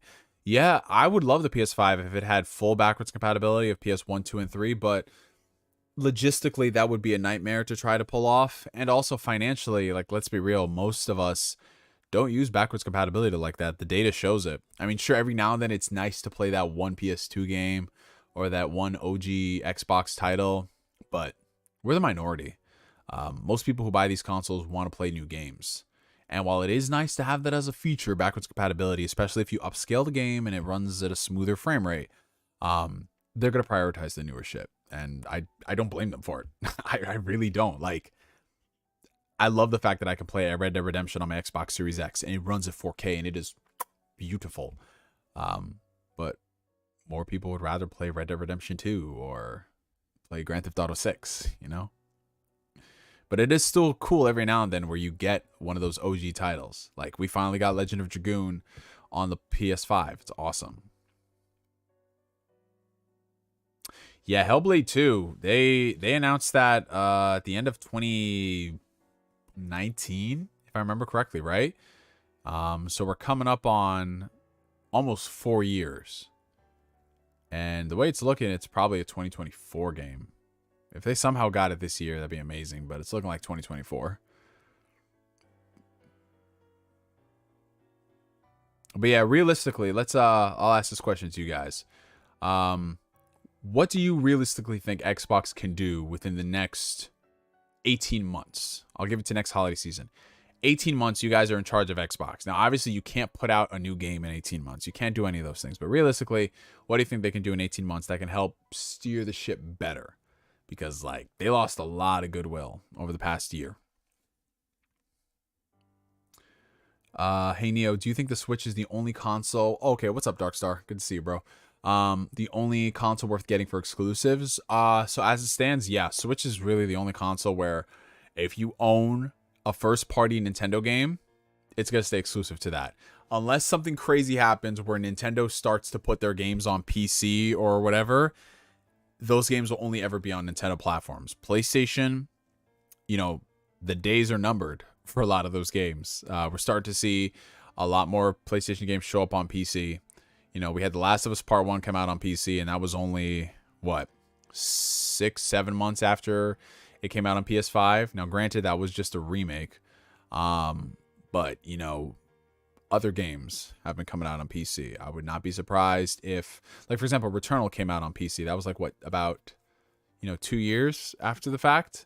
And I think the gap is going to get shorter and shorter as they buy more studios that can help port these games. Spider-Man Miles Morales is on PC. Both the Spider-Man games are on PC. God of War 1 is on PC. Well, God of War 2018 is on PC. You have Horizon Zero Dawn. I wouldn't be surprised if Forbidden West comes out next year on PC. So, yeah, it's going to happen. And I know some people are pissed off about that. But honestly, as you start getting into this area where it becomes less about platforms and more about numbers, it just is what it is. And I don't mind that. I mean, I'm primarily a console gamer. Like, I have a decent PC. Well, not decent anymore, considering all the new graphics cards have come out. But if I wanted to upgrade my graphics card, spend that money, I could be primarily PC, but I don't want to do that. I like having a console that I can plug in my TV, or a console that I can take anywhere with me. Something that is just as lightweight as, like, an Xbox Series console, and just put that in another room and just have it there. Sure, I could build a PC, but building a PC for that price is just way too fucking expensive. It's like, just spend the $300, $400 on a console, put it under the TV, and just call it a day. Like, it's just it. I don't want to build a PC and just have it in other rooms. Like, no. I want to spend the $2,000 something on my PC and then have it in my room and just use that. So it's nice having a console. Sometimes you just like that convenience, that ease of access, and it's cool. So for people like me, it doesn't matter to me that it's on PC. That's awesome because I have a Steam Deck. So if there's ever a game that I want to play and it's on consoles and they bring it to PC and it could run on the Steam Deck, by all means, awesome. Can't wait. But yeah, if you want true exclusives and you care about that shit, it's going to be the Switch. PS5 is timed exclusives, and Xbox, that ship already sailed. Everything is day and date on PC. Here in Chicago, we have 0 Xbox Series X's nearby. Maybe they're saving them for the Starfield Special Edition console like Halo had. I don't know, Brian. It's interesting because it feels like there's more and more PS5s available now. Does the Series X have like a weird supply chain issue or something? Because I used to not consistently see the Series X's everywhere, but it seemed like Xbox had a better handle of the supply chain issue versus the PC. Versus the PC. I'm sorry, versus the PS5. My brother texted me.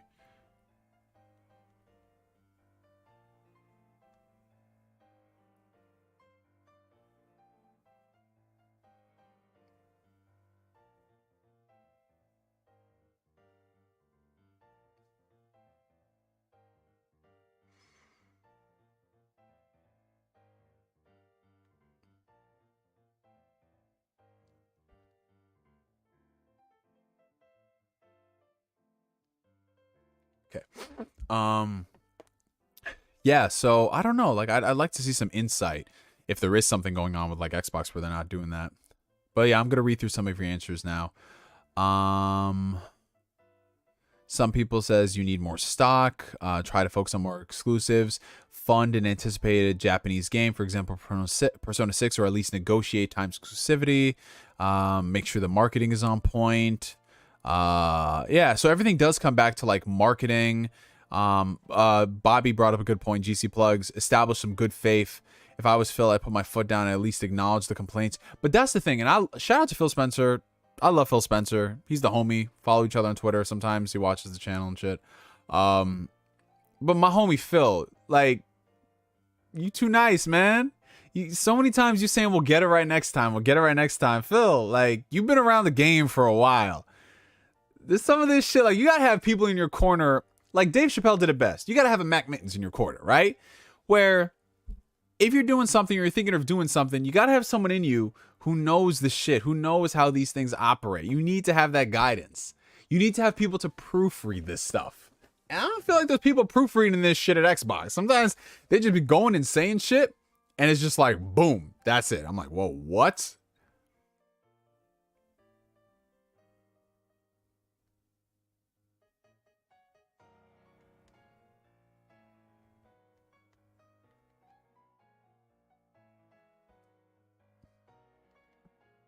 Sorry, guys. Okay. Let me see. Let me go ahead. Hey, what's up, Deke? How you doing, bro? We got a lot of new homies in the chat tonight. We got a lot of OGs in the chat tonight. I don't know. Maybe we might have to make Ask Neo a Thursday thing. What do you guys think? Because we usually do Ask Neo Tuesdays, and I like them Tuesdays. But these Thursdays be looking pretty lit, bro. Ooh, or maybe we do it twice a week. Ooh. Or you know what we could do? We could do it like one day is Ask Neo, and then one day is like an actual stream where we have the topics or some shit. I think that'd be a good idea. Like, we can do topics on Tuesdays or topic Thursdays. Preferably Thursdays, because that's later in the week. And then Tuesdays is Ask Neo. Or maybe we can reverse it. I don't know. What do you guys think? Let me know. Do it on Tuesdays. I work these days. But you're still here, Flame, so you got to explain that to us. Thursdays is fire for me. Oh, I appreciate that. Okay, all right. Thursdays. Hey, what's up, Rhino? What's up? Neo, get Phil to hire you. Simple fix. Hey, I might shoot Phil my LinkedIn account. Let's go. Oh, you're on lunch right now? Oh, okay, I got you.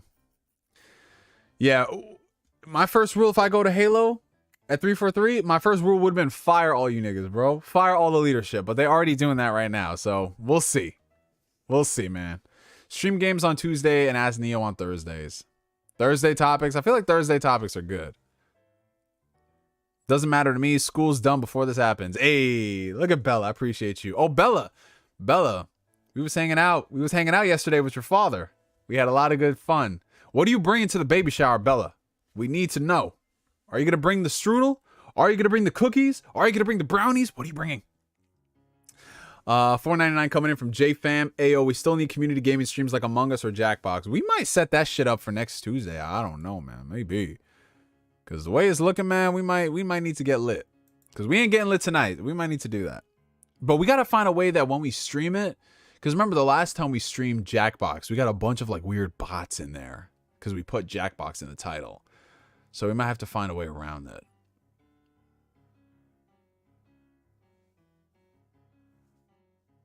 So, yeah, so everyone's saying do Thursday topics. So you know what? I'm going to brainstorm. Thursday nights will probably be a topic show. We'll do that. I'll get like overlays and we'll have the actual topics. We'll discuss it. And then Tuesdays might be Ask Neo. Damn. All right, let's see. $1.99 coming in from Long Live Kevin Samuels. Random thought. Ben 10 could go Super Saiyan. Well, yeah, Ben 10's got all these fucking powers, man. Ben 10 is like the Cartoon Network version of Ichigo. He's half this, half that, half everything, bro. Love to see it. Yes, sir, Bryce.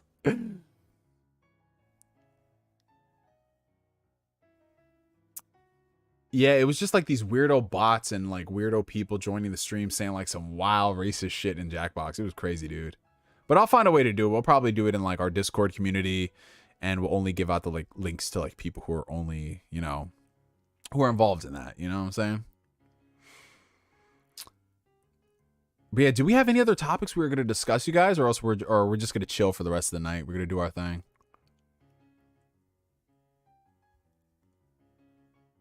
Yeah, if there was anything else you guys wanted me to talk about, go ahead. Jack in the Box mukbang. How about that?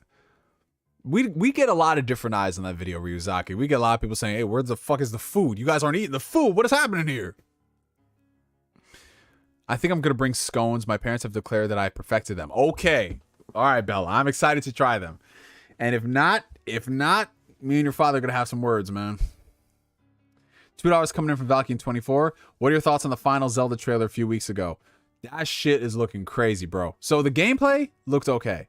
The trailer itself, that shit was crazy. Ganondorf is back. Well, we knew Ganondorf was coming back, but just seeing Ganondorf back, we have not seen the trilogy, the Trinity, since 2006, bro. That's 17 years ago. Ganondorf, Zelda, and Link.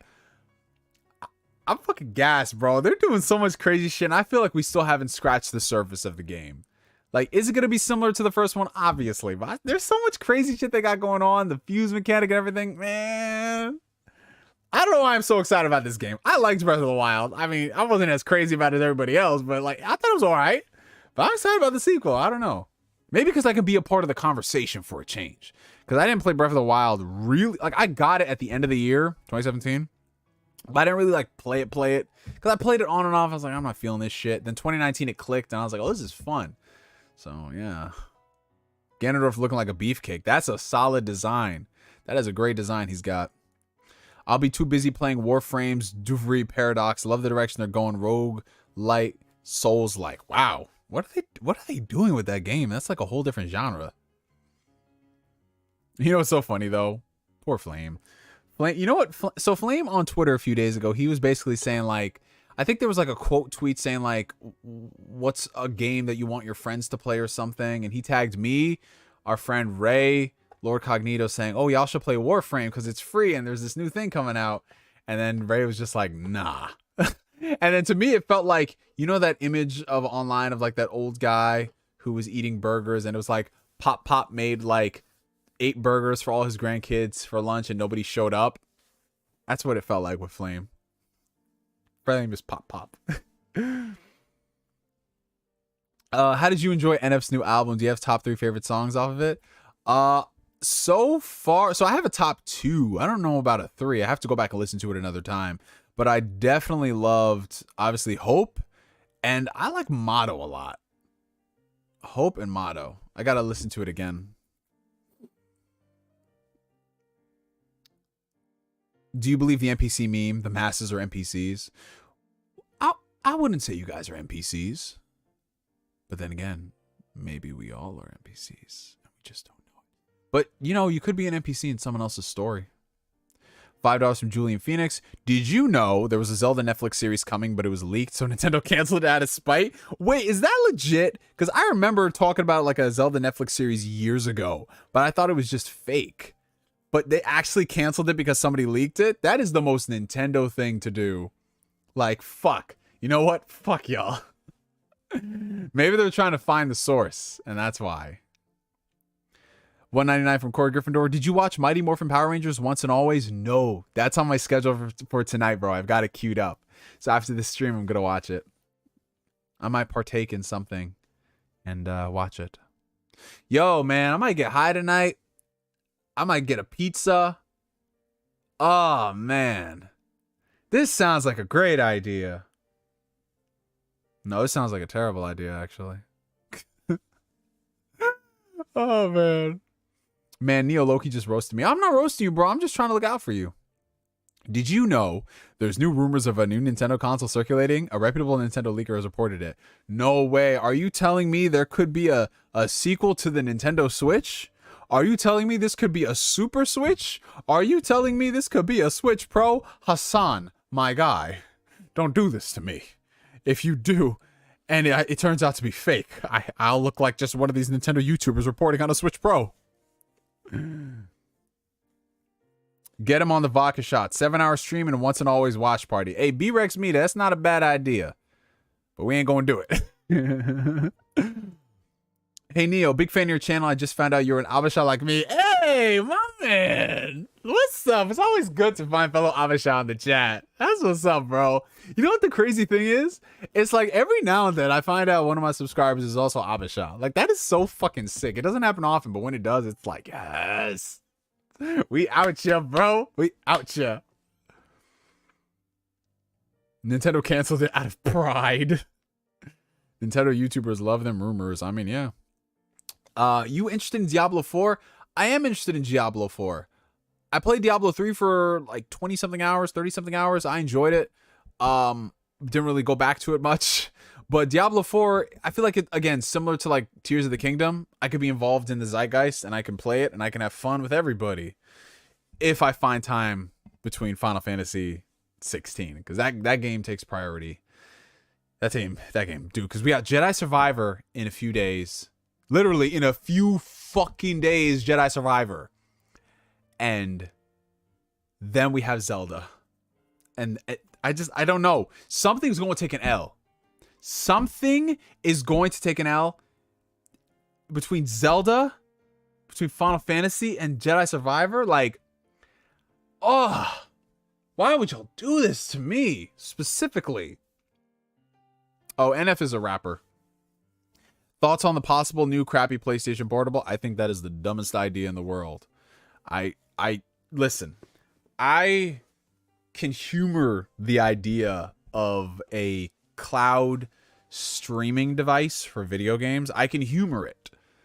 But a PlayStation only cloud streaming device that doesn't even use cloud technology, it's just remote play? And you're paying $200 for that? I assume that's going to be asking price. $200 to only play your PlayStation games on remote play? Like, bro, get your cell phone, get yourself a backbone and just play it that way. Like, sure, it's going to have its own screen, its own battery life, its own dedicated DualSense buttons.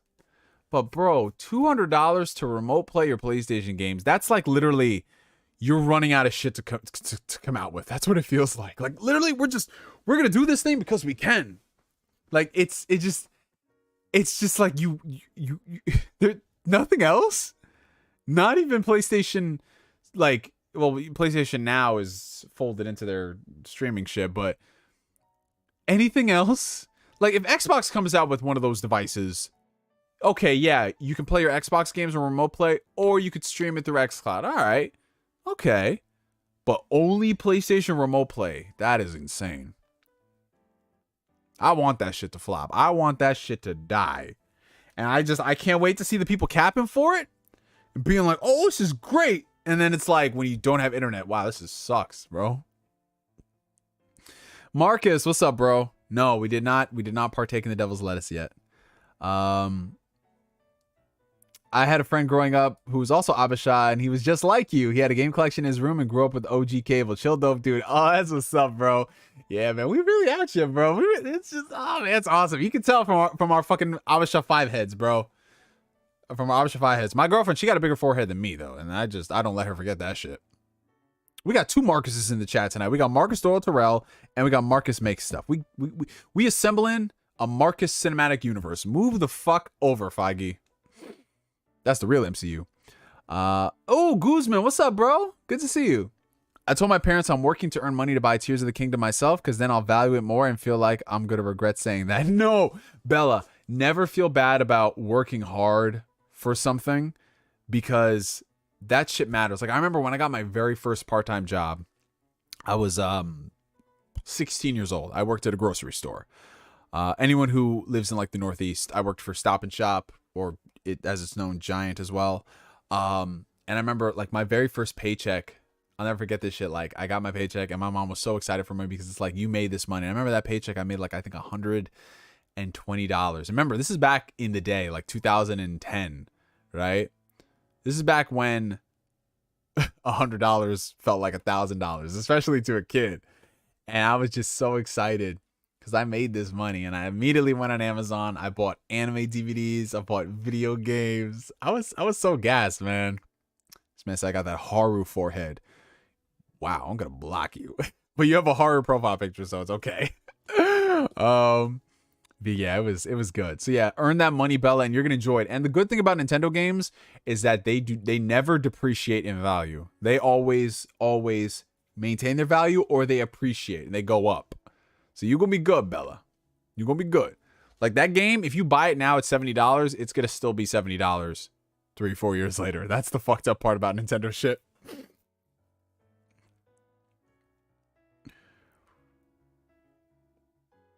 Sony needs to be humbled again. Yeah, they need something, bro. But the way it is right now, they're just too big, man. They're just too big, and they keep winning, man. But I think they'll be humbled in certain ways. Like, remember how they weren't going to allow you to upgrade your PS4 games to PS5? Like, you remember how they were going to say, well, if you got to buy both copies, they won't give you that free upgrade, and then people just complained about it, and they got them to at least offer the $10 upgrade, which I think is still stupid. Like, bro, a $10 upgrade for a cross-gen game? It's dumb. But yeah, like, that's why it's very important to stay vocal. Like, for example, when Microsoft was going to double the price of Xbox Live Gold, well, they weren't actually going to double it, but they were going to take away the year option. People were like, no, fuck that shit, bro. And then they were like, fine. Bella, I think you're definitely, the way your trajectory is going, you just really love helping people. So I could definitely see you doing something with that long term, however that manifests itself. And you have like all these skills and traits. You're just maxing out all these stats in an RPG, Bella. This is crazy. I can't wait for the sale of Tears of the Kingdom in a few years being $49.99. No. Guzman, it's not going to be $49.99. It's going to be $54.99. Because remember, it's $60 now. And if you take $15 off of that, well, it's $70 now. If you take $15 off of that, it's $54. Come on, man. Nintendo wouldn't give you that much of a discount. Play the Horizon Forbidden West DLC. It's really fun and the visuals are damn good. I still haven't played Horizon Forbidden West. I haven't. Because I was just too open world out. Like, I was just playing so many different open worlds, and I was like, whoa, this is it. This is enough for me. So, you know what it is? Oh, I'm probably not going to get to that game for a while, because I'm looking at it like this. Like, I have the Xenoblade DLC. I have Jedi Survivor. I have Zelda. I have Final Fantasy. There's Starfield coming out. There's so many open world games that I don't really think I'll have the time to truly dive into Horizon. You know what I'm saying? Because there's already so many I want to play this year. It's tough, man. It's fucking tough with all these open world games. But I've heard really good things about it. Really good things about the DLC. Bella is maxing out her social links. As she should. As she should max out her confidants and her social links. Power courses from within me. Dude, I had that shit on for a split second. And did you guys see the meme somebody made on Twitter? Did you guys see that shit? Because I didn't do Ask Neo on Tuesday, right? But I told y'all I wasn't going to do it Tuesday. So somebody made a meme, and they took the image of me with the Joker mask, and they put that shit on a milk carton, and it said, if lost, please contact the Ask Neo crew. And I was like, wow. That shit, bro. Yes, it was Flame who did that. Okay, Flame, you have a good one, bro. Try to enjoy the rest of your shift if possible, my friend. And if you got a choke a bitch, hey, listen, man, like, maybe they had it coming. Maybe they had it coming. You know how customers in retail be.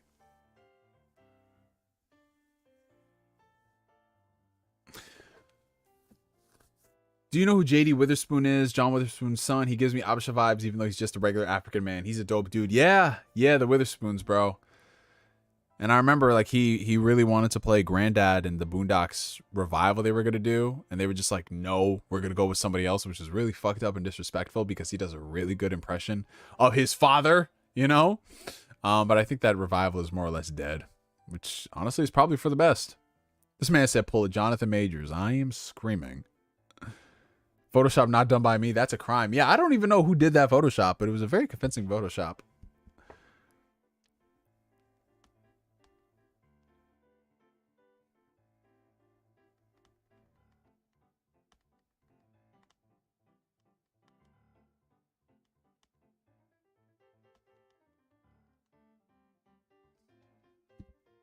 What if the next Boruto season was animated as it was produced in 03? Would it make the show more tolerable? Honestly, Boruto channel, Boruto just doesn't interest me like that. I mean, it's got its fans and people enjoy it, who watch the show, they read the manga, that's fine. But to me, it doesn't move the needle. It doesn't entice me like that. I mean, that's just my problem as I get older with most shonen. You got to do something really engaging to get me drawn in. And a lot of them really aren't. I mean, every now and then it's cool to have a throwback shonen or something that's just like so simple and basic, but it knows what it is. Like, that's why I like Demon Slayer. Like, Demon Slayer is not trying to reinvent the wheel. Demon Slayer is not trying to be here for 60 years. You know, it just does his thing. And I'm like, all right, it's fine. It's okay. Hey, what's up, Sterling? There is so much material for a modern Boondocks. But honestly, it's for the best if it's not going to be with the right people, you know? What are your thoughts on Final Fantasy X? Did you enjoy the game? Yeah, all things considered, I liked Final Fantasy X. It did get kind of weird towards the end. But, you know, it's still a really solid JRPG.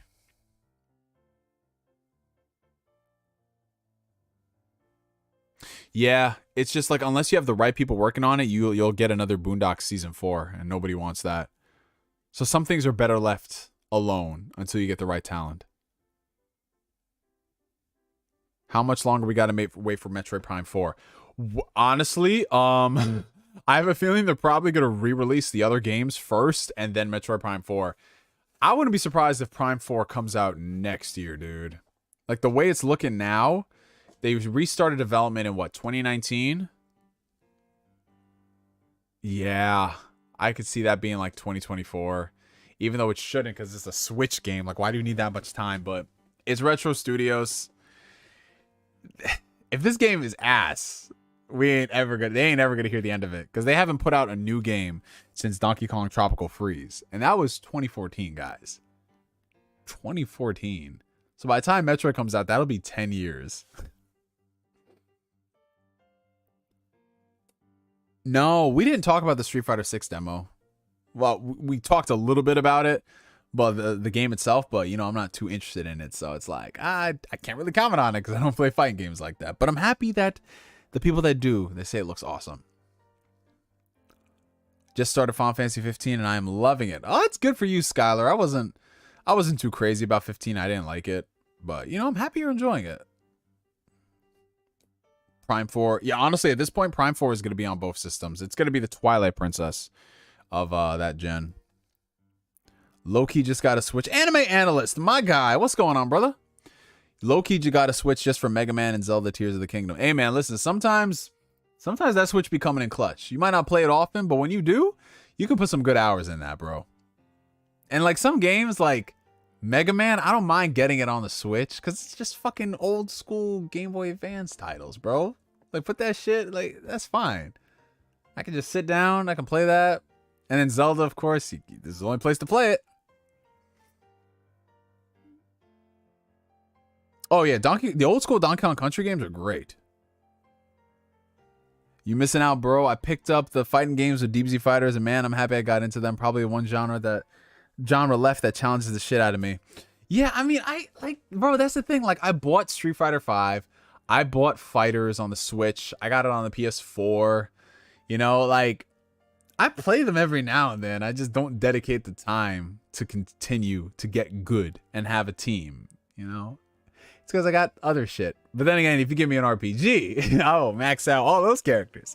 I will get some crazy builds going.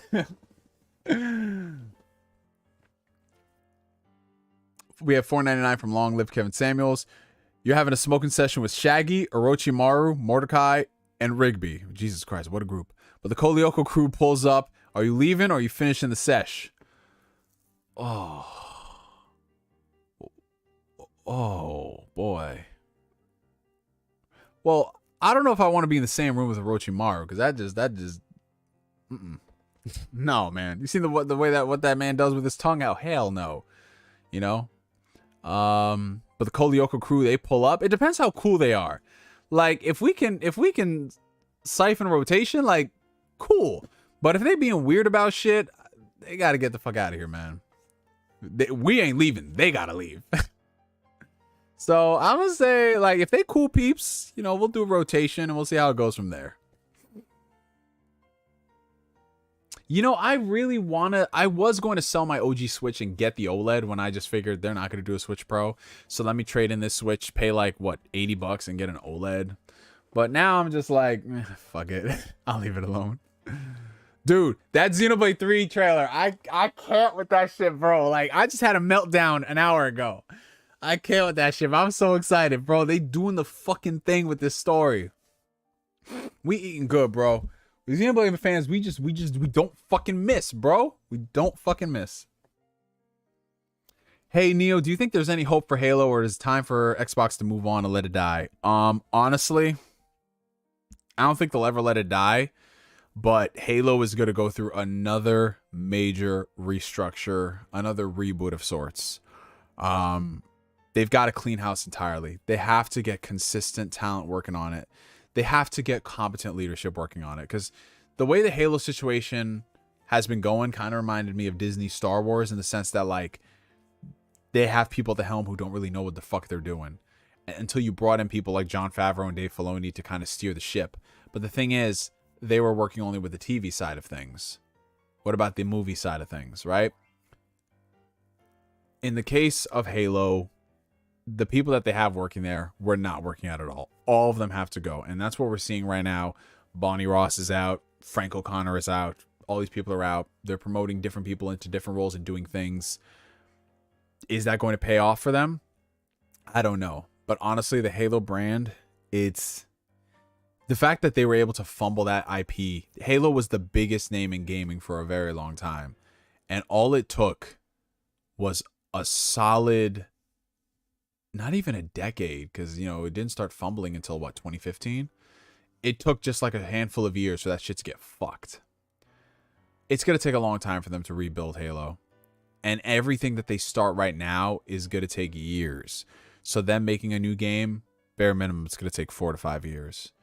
There's some stuff in development, like there's a rumored Battle Royale that's coming out. Maybe that'll move the needle for some people, but people don't play Halo for Battle Royale. People want to play Halo for the single player campaign and the story and the content that you get from it, and you want to play it for the close quarters multiplayer. And as it stands, it just seems like they have to keep building off Infinite. If they are going to keep Infinite, if they're not going to abandon it and just move on to another game with a different engine. So, I don't know. Like, I want Halo to be great again, but just I have no faith in the brand. And I'm very much so, and I'll believe it when I see it. Right? Like, you got to show me that you're consistent with it. Not only with a great single player, but a great multiplayer that has longevity. Are you going to be able to support this game? Like, you said that, oh, we have all this content for Halo Infinite in development. And no, you fucking didn't. You said we have this roadmap. No, you fucking didn't. And it's just like, you can't take them at their word anymore. You can't. And that sucks, because it just seems like that's kind of par for the course with gaming nowadays. You just have to take them at their word. And if it pans out, cool. If not, you're fucked. And it's so sad that this is a $1 trillion corporation-backed entity, and it's not like an indie studio, because it feels like we're treating 343 like an indie studio. Like, oh no, they only have 300 employees working on this. Give them a break. Give them a chance. They've never done it before. And it's sad. Like, it's sad that we have to look at it like, whoa, look at Sea of Thieves. That got to glow up. And it's like, wow, that's the new bar to clear. Sea of Thieves. Sea of Thieves is the new bar to clear. Oh, boy, for Halo. Yeah.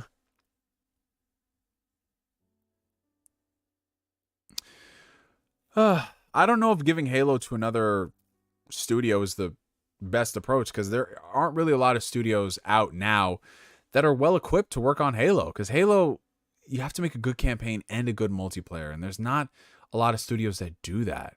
Like, you have studios that work on multiplayer stuff, and that's all they do, and you have some stuff that do single player stuff, but the blend of both of them, that's very much so becoming an old concept, and that sucks. But we'll see, man. We'll see. That's honestly all I could say. What do you think Halo would have looked like if Bungie never left? If Bungie never left, I still think Halo wouldn't be in the greatest of places. It'd be better, but Bungie wanted to leave Xbox for a while. So I think it would definitely become a case of, they become like Rare, where Nintendo sold Rare to Microsoft, but all the talent from Rare left, and you just got kind of like mediocre to okay Rare titles, not the Rare titles from the Super Nintendo to the N64. So I think that's what would happen with Halo. You'd still get somewhat halfway decent Halo games, but it wouldn't have the love of Halo 1, 2, 3, Reach, ODST, things like that. They'd be better than the 343 things, but not by much. Because remember, everything is also dependent on the leadership at Xbox too. It's not just 343. The Xbox management as well. That plays a major role. Yeah, you got to finish up that Xenoblade 3, Bobby. I'm telling you, bro. When you were a kid, how did you react when you saw Funimation first in-house dub episodes of DBZ? I didn't remember the change because I was very young. So I couldn't really tell that they changed the voices from Ocean to Funimation. So I have no comment on that. I mean, the older I got, that's when I start to pick up on some things. But by that point, you know, I'm just like, I fucking love Dragon Ball Z. I don't care. And then when you get older in your teens and you start looking back on it, you're like, oh, that was kind of rough for a few episodes. Yeah, Gears of War is another thing, you know, like the next Gears of War game, it's gotta be phenomenal. You know, like Gears 4 and 5 are serviceable, but that's it. You know, like you need Gears. I've been saying this all night, but you need Gears to move the needle as well. It can't just come out and be, okay, like that's Gears. That's Gears. We got to do more than that. It's got to evolve, man. I do remember that Pokemon dub switch. That was just a big like, oh god, that's kind of around the time I stopped watching Pokemon because those voice changes were too jarring. Definitely too jarring for me.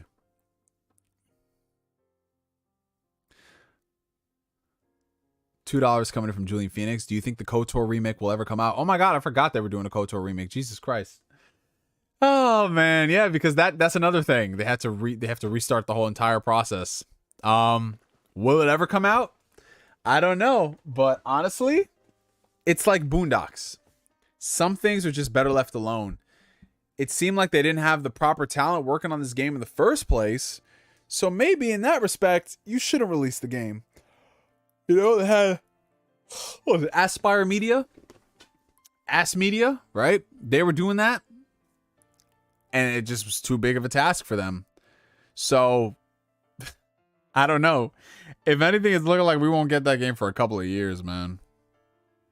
But that's just so sad, though, right? Like, Halo fumbled the bag. You're fumbling the bag with a KOTOR remake. That's just so sad, bro. Hey, take it easy, Rhino. You have a good one, bro. I will see you this weekend. I give you Huey vibes? I don't think I'm really like Huey. Huey's definitely a lot more. You know, he's a lot more.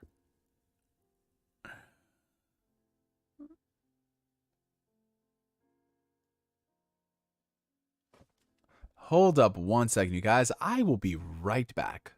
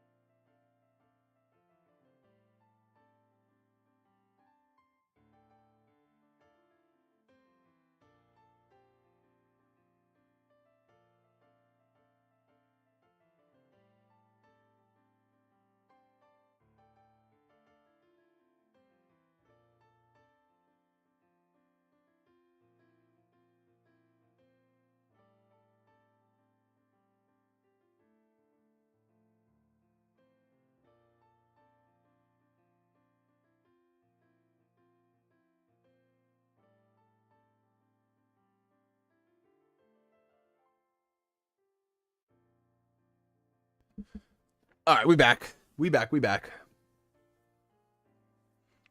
I just had to go get myself some more water because, you know, your boy be hungry, bro. You're hungry for this hydration. What can I say? Taking a hit. No, you know what? You know what I need to do? It is 4:20. Hold on. I'll be right back again.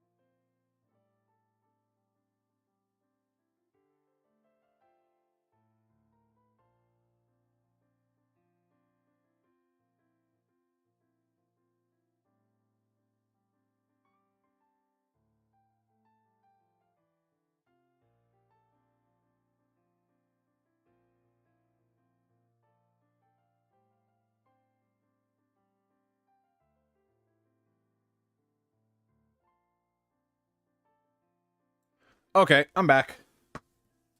I've returned. I've returned.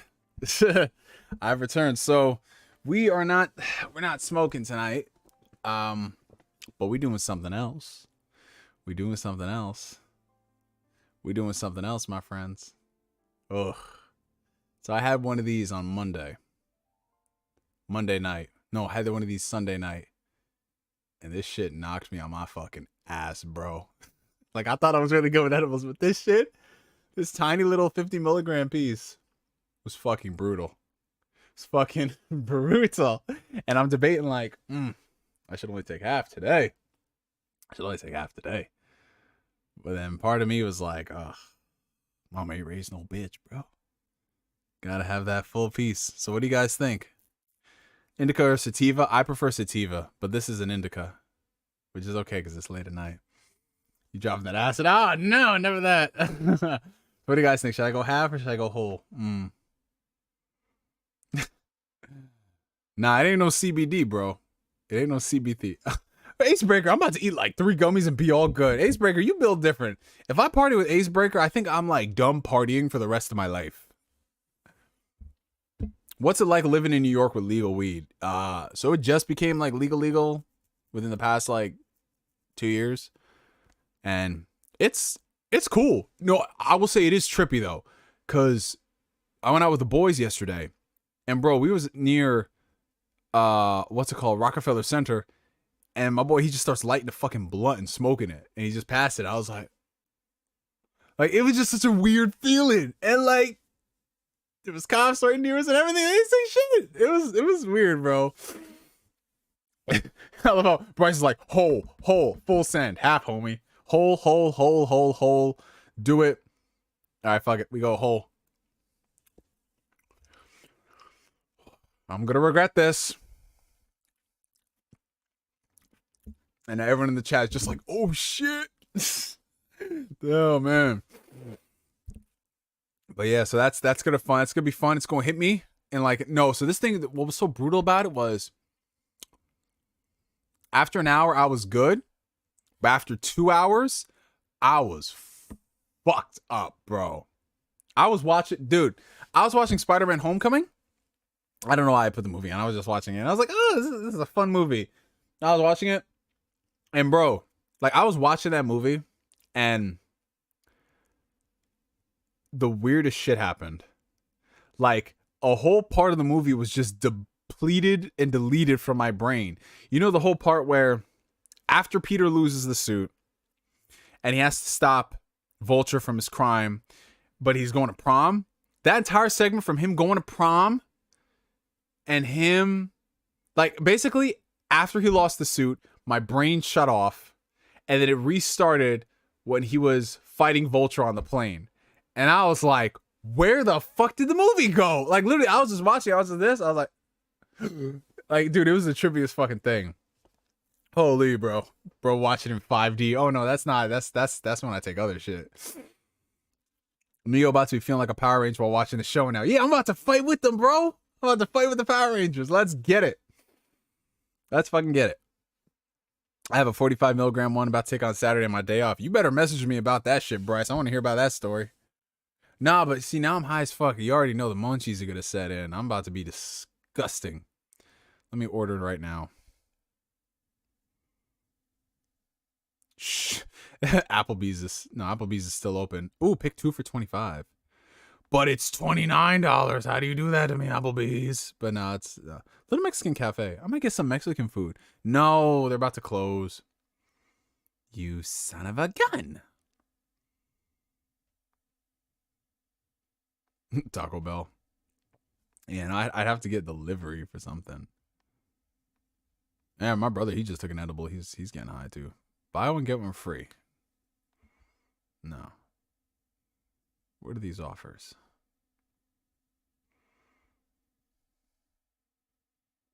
Of course, they throw all the 40% offers my way. I'm like, yes, sir.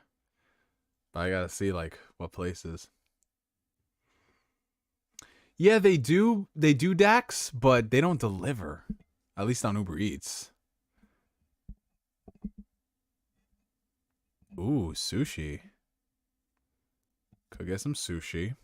That is a possibility. Birria tacos sound fucking fire right now, bro. I might get some pizza. I might fuck around and just get pizza.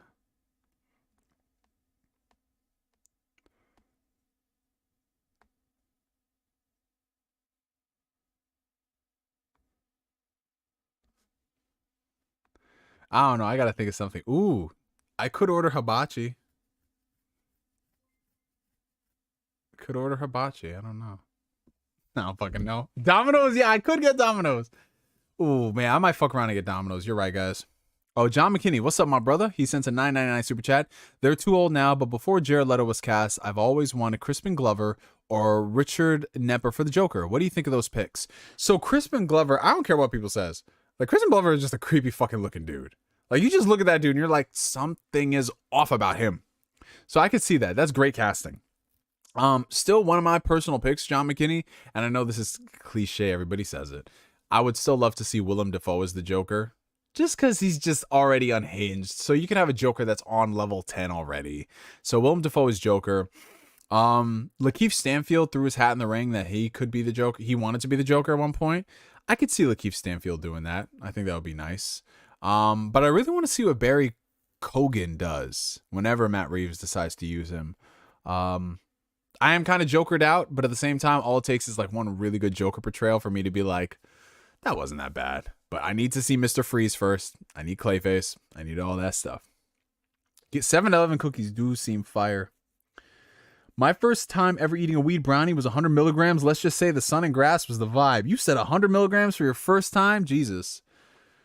The first time I ever got high, I was watching Inception. And bro, I was literally 8 layers deep. Like, that's how crazy it was. I loved it, man.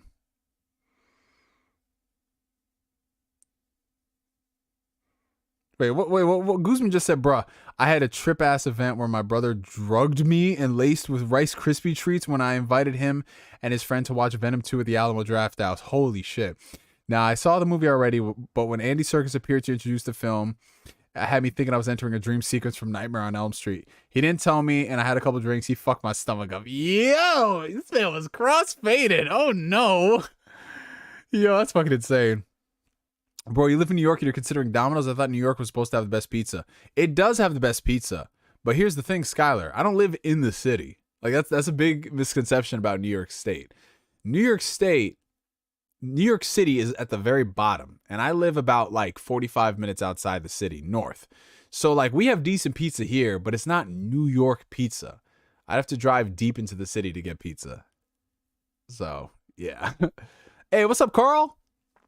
I always get here late, but better late than never. That's a fact, Carl. I'm happy you're here. You got here exactly when you were supposed to, my friend. I just took an edible, Carl. So that's just going to kick in the next hour. I'll probably end the stream before then. But y'all go hit me up in the DMs like, yo, you good, bro? I'll be like, ask me anything.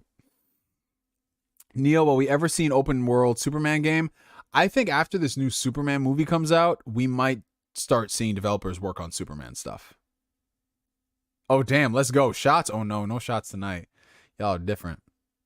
Driving to NYC sounds like a nightmare. It's not a nightmare. I mean, maybe because I've just grown up with it, but you just got to prepare. Like, driving in the city is shit. Like, if you're in Manhattan, it's shit. Parts of Queens, it could be shit. Harlem, sometimes it could be shit. It could be shit everywhere. That's all I can say. But, you get used to it. Did you get the Mega Man Battle Network collection yet? I didn't, because I knew I would not play it. So I'm just waiting on it. Neo should play Miles Morales, bro. I think I'm a little too old to play Miles. Maybe like 10 years ago, I could have played Miles. But now I'm like, yeah, I can't. Unless they decide to go old for Miles. I will cosplay as Miles, though. I could definitely, I could pull off like the Spider-Verse Miles, do my hair and everything. $9.99 from John McKinney. I know this may seem controversial, but I actually think John Travolta would make a great Joker. If you want proof, watch him as Castor Troy in Face Off. Oh, I remember Face Off. He reminded me so much of the Joker. Yeah, no, John Travolta can be a good actor. And you always have good picks. You definitely have good picks. Like, I remember one of the first times you sent in a comment, John McKinney was talking about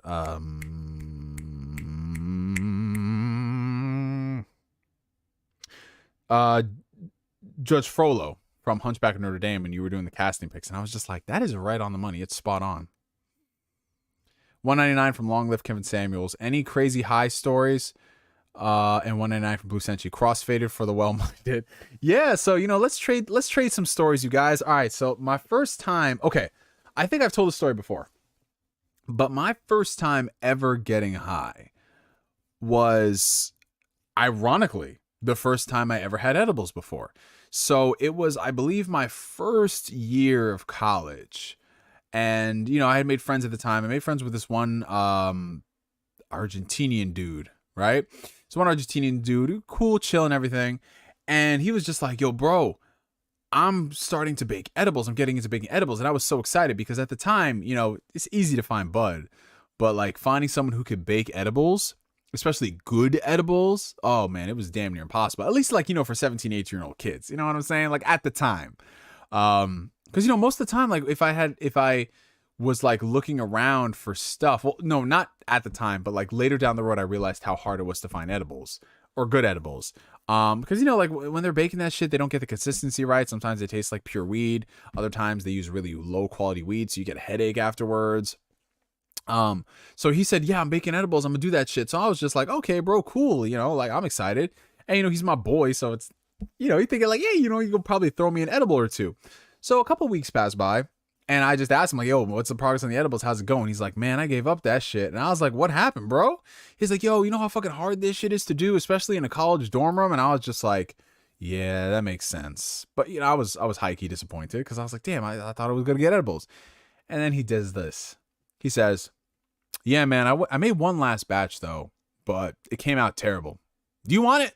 And, at the time I was like, wait, are you giving me a batch of edibles for free? He's like, yeah, man, take the whole tray. I don't even want it, man. Don't even taste that good. Like, this shit's terrible. And I was like, oh, yeah, bro, I'll take that off your hands. So remember, this is way before weed was legal in New York. And mind you, I was like 18 years old at the time, and growing up in a household where my mom is vehemently against mature rated video games, you think she would ever let me partake in drinking, let alone smoking weed? Like, fuck no. So I'll never forget this shit. I came home with this whole tray of edibles separated into aluminum foil, right? Like crumpled up aluminum foil, kind of look like baseballs. And I bring those home, and I'm thinking to myself, fuck, where am I going to put these edibles? I don't know where to store them, right? You know, because obviously for those purposes, you'd want to keep them refrigerated because, you know, they're brownies and shit. But I can't do that because my mom will be like, why are all these aluminum foils in the fridge? What's going on? If she opens that up and she sees that it's brownies, she'll be like, oh, anyone want brownies? And I was like, no. So I was like, fuck it, I'm going to hide it in my room. So what I ended up doing was I had the Uncharted 3 Collector's Edition, which came with this giant box that held the game, and it held like the statue, this Nathan Drake statue, which I have up here. I showed you guys this shit before, but this Nathan Drake statue that came with Uncharted 3. So I had that box, and I still have that box to this day, and I put the brownies inside that box, and I'm thinking to myself, okay, cool. So it's Wednesday. I'll have these brownies on Saturday. That can make it through to Saturday, right? If I leave it there, it'll be cool. So all throughout Friday, I'm just thinking to myself, fuck, like tomorrow I'm off. I don't have any work to do. I'm gonna take these edibles, and you know, it's gonna be fun. So I timed it to when my parents were out of the house, right? So they were out of the house. I went downstairs. I got myself one piece of the brownie. The brownie was like maybe this big, right? I was like, okay, I'm going to take the brownie. So I took the brownie, had it with some milk. And in my mind, I'm just like, oh shit, you know, like, fuck, I just did this shit. Like, I'm no longer a weed virgin, man. I did this shit. I took an edible, bro. And so I go back to my room and I'm chilling. I'm just waiting for the shit to kick in. I was reading on Google, on the internet. It takes about 45 minutes. So I was like, all right, 45 minutes. You know, it's 3 o'clock right now, 3:45. I'm going to be in the clouds, bro. And so I'm just chilling there, you know. I look at the clock, it's 4 o'clock, and I ain't feel shit, bro. I didn't feel anything. I was just like, does it take longer than an hour? Like, what's happening? So I go back on Google again, and it's saying like, yeah, you know, for some people it could take up to 90 minutes. And I was like, a little excessive, but okay, I'll wait 90 minutes. So now it's 4:30, and bro, I feel nothing. I feel nothing at all. I feel fine as day. I'm just like, well, clear as day. Like, like, bro, this is not good. This is not good. And so now I'm thinking to myself, oh, so this is why he gave me the fucking brownies. You know, like he probably like burned the weed or some shit. And it's not like whatever cockamamie thing they did to make edibles, that shit wasn't working. So I was like, man, fuck it. I was pissed off at this point. So I go downstairs. I'm like looking at the brownies in the fridge. I was like, man, these edibles ain't shit, but you know, they taste like decent brownies. So fuck it. I go ahead. I have 3 more pieces of the brownies. So I was like, yeah, this shit ain't working. So at this point, I have 4 brownies. Then I go back to my room, and I was like, fuck it, man. Let me put on a movie. I'm going to watch a movie. I'm just chilling there. I'm minding my business. So I put on Inception. I'm watching Inceptions, right? And I'm just chilling there, and I'll never forget this shit because I got to the point in the movie where Joseph Gordon-Levitt's character was talking to, well, now Elliot Page, but back then, Ellen Page, was talking to her character, and they were having a discussion, and they were like, it was like the scene where they're doing like the staircases, and they were like walking up, and they appeared there, like it was all trippy. And I remember watching that scene, and I started to fall asleep, or feel like I was falling asleep. You know that feeling when you're asleep, and you feel like you're falling, and you just jolt out of your bed, like, whoa, what the fuck? Like that's what it felt like, right? So that happened that one time. I was like, whoa, I must have been falling asleep. Okay, anyway, watching the movie. And, you know, then that shit happens again. And I feel like I'm falling, but the thing is my eyes aren't closing. They're not closing at all. And then I jolt, but my body doesn't move. So I experience the jolt, but my body hasn't moved at all. And I was just like, oh, these are the fucking brownies. It's the fucking edibles. They're kicking in. And so I was just like, oh shit, it's kicking in, bro. And I'm watching this movie, and like every single word of dialogue is hitting me, bro. It's hitting me. I'm feeling everything, bro. Like I was in the room with Leonardo DiCaprio when he was going through this shit. Like he was talking about Maul, and Maul jumped off the building. I was in that room. I was watching that shit. I was like, damn, bro, this is crazy. And so then it happened. I started to get the munchies. Oh, and I was like, mind you, this is before I knew about munchies like that. So I go downstairs. I'm trying to find shit to eat. I go downstairs. I pour myself some Cheerios, some Honey Nut Cheerios. I don't use a fucking bowl. I use napkins because I'm just like, yeah, no, I don't want to have cereal. I just want the Cheerios. I pour that shit in a napkin. I walk back upstairs. I'm eating the Cheerios. Then I had a moment where I was just like, when the fuck did I get Cheerios, bro?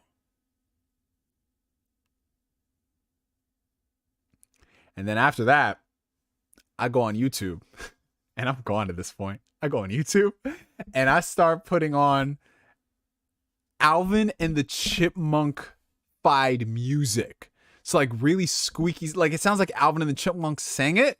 I put that shit into YouTube. I listened to the Pokemon theme song with Alvin and the Chipmunk voices. I listened to like Witch Doctor from like Rugrats, like ooh, ee, ooh, ah, ah, ting, tang, walla, walla, bing, bang. And I was living, bro. I was in there like, this is the greatest song of all time. And then I put on cartoons.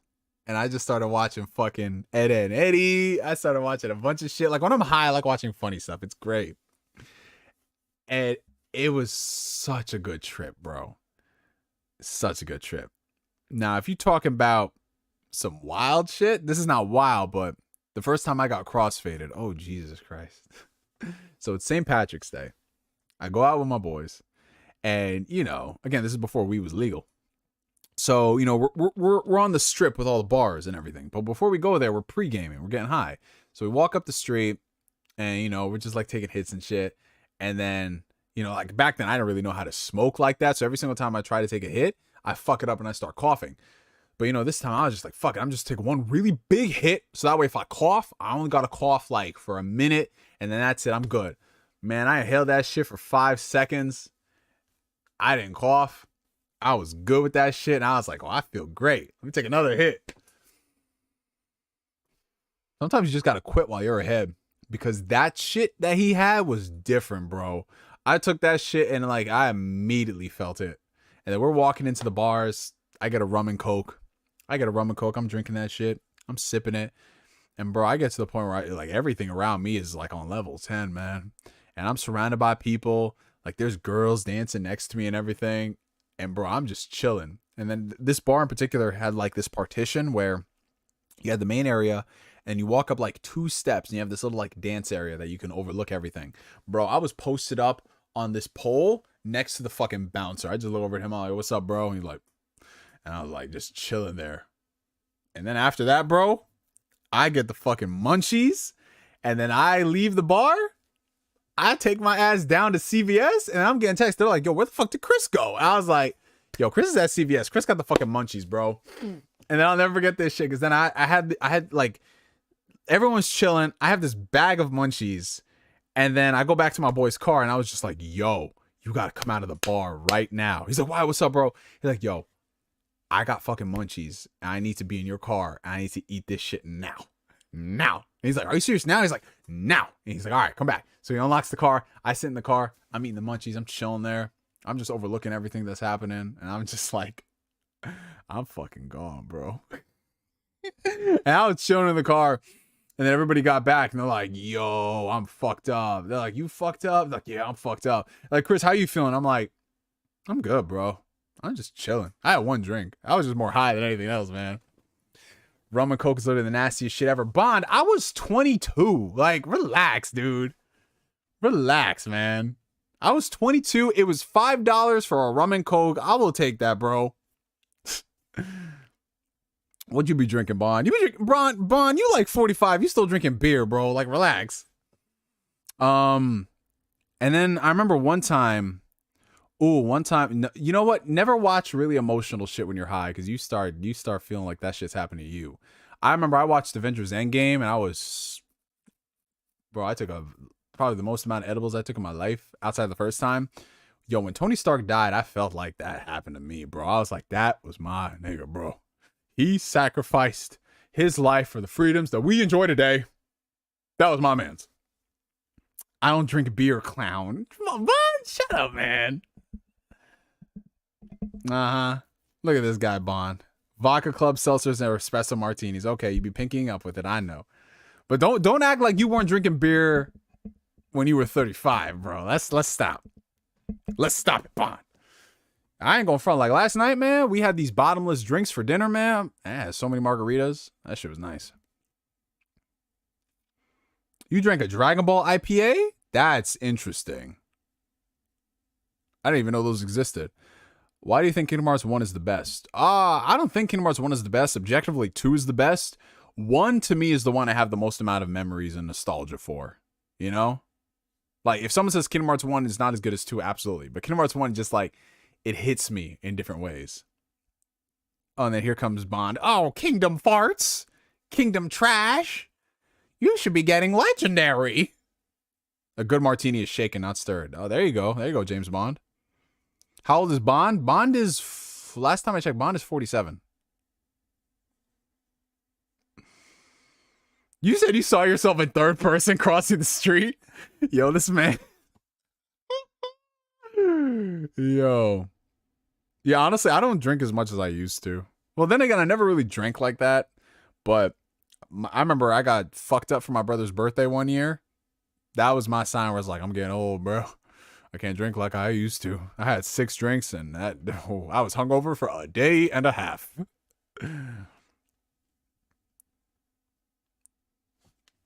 I'm not high yet. I'm feeling it. Did Bond really delete Jabari's questions about Kingdom Hearts? Yo, this motherfucking guy.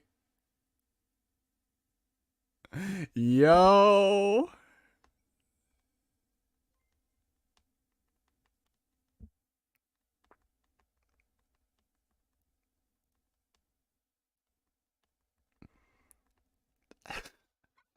Five Rose and Julian Phoenix. The first time I got high, I thought I was dying, and I told my mom I was faded. Then I chugged some milk and watched Edge the Void. Scary as fuck. Jesus Christ. You will get timed out for that blasphemy. Xenogears is over. No, Xenogears is not overrated. But I wish that all of Xenogears was amazing. Because if all of Xenogears was amazing as the beginning, that's legitimately the greatest RPG of all time. But Xenogears is not overrated. And it was just like, take it back. Yeah, no, but I gotta get me some dinner, y'all. It's 10 o'clock right now. I'm gonna go downstairs. I'll probably cook something. I might order some shit. Let me see what's open. About a year ago for my 18th birthday, I drank a bottle of whiskey and almost died. Jesus! For your 18th birthday, you drank a bottle of whiskey? Holy shit. Yeah, Bond, this new generation don't know about that Xenogears life, bro. Yeah, no. I remember one time I almost killed a bottle of... Well, I'm not much better. I killed 75% of a bottle of whiskey when I was like 23. In that moment, I was like, never again. Acebreaker be... You know what Acebreaker be drinking? Acebreaker be drinking bottles of... what's that thing? Devil's Breath? Or the thing that's like 100% proof or something wild. He be drinking that shit on the daily like it's nothing. No, he be drinking Everclear. Acebreaker be drinking Everclear, bro. I drank a whole bottle of tequila and threw up on my ex-girlfriend. Is that why she's your ex-girlfriend, Gene? Jesus.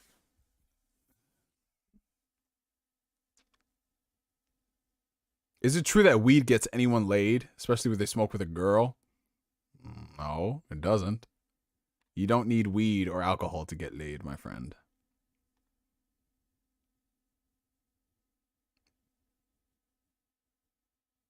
Yeah, Everclear. Yeah, he be drinking Everclear like it's nothing, bro. That man's just different.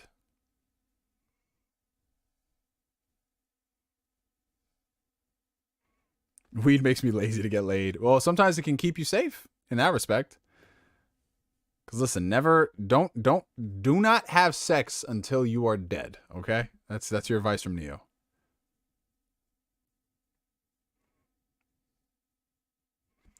I drank an entire 12-pack of Dr. Pepper at a party once. Jesus Christ, that's a lot of sugar. We're not taking shots again, Rory. The last time I said we'll take shots if people donate, and people donated it, and we were taking shots, and I'm not doing that again. My Nigerian friend's family spent $10,000 on a graduation party, all imported stuff, no domestic alcohol. We crushed everything. At the end of the night, there was only one lime bottle, Bacardi 151. Jesus. Yeah, them Nigerians be going hard as fuck, bro. I will never be drinking with Irish people ever again, though. Because you think you can keep up with them people? No. I remember one time, this was at E3.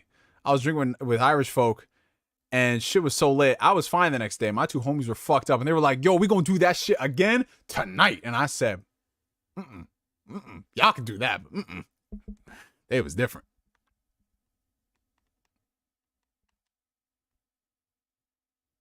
Drinking stream soon. Bryce, we just had a drinking stream a few weeks ago. That's fucking crazy.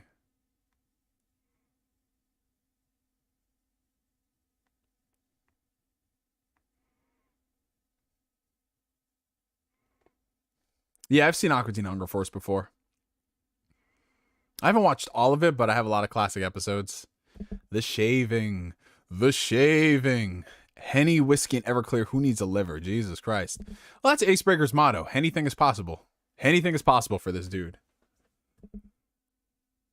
Hey, take it easy, B-Rex. You have a good night, my brother.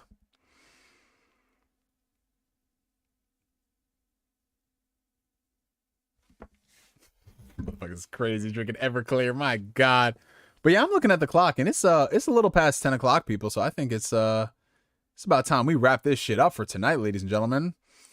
Sorry, some of y'all are like, wait. I want to wait for the edible to kick in for you. And I was like, listen, your boy Neo will be fine. He's gonna get himself some food. He's going to chill. He's going to relax. You know, he might play some Legend of Heroes. Hang out with those people in that world. I don't know. We'll see what happens. But yeah, you guys, I want to thank y'all so much as always for coming through to the stream. Thank y'all for the support. Thank y'all for the super chats, the channel memberships. Please like the video on your way out if you haven't already. And continue being the awesome, amazing people that you are. But before you go, it is not an Ask Neo stream unless we have ourselves a little hydration check, ladies and gentlemen. No seltzer tonight, unfortunately, because I'm out of seltzer. I got to go grocery shopping later. So we have regular schmegler filtered water. So on the count of 3, y'all, we'll have ourselves a little bit of a toast. I missed the super chat? No, I didn't. Hold on. Fuck, you're right, Blue Senshi. I'm so sorry. So Blue Senshi sent us a super chat, $1.99 super chat. If you had a palace, your treasure would be edibles.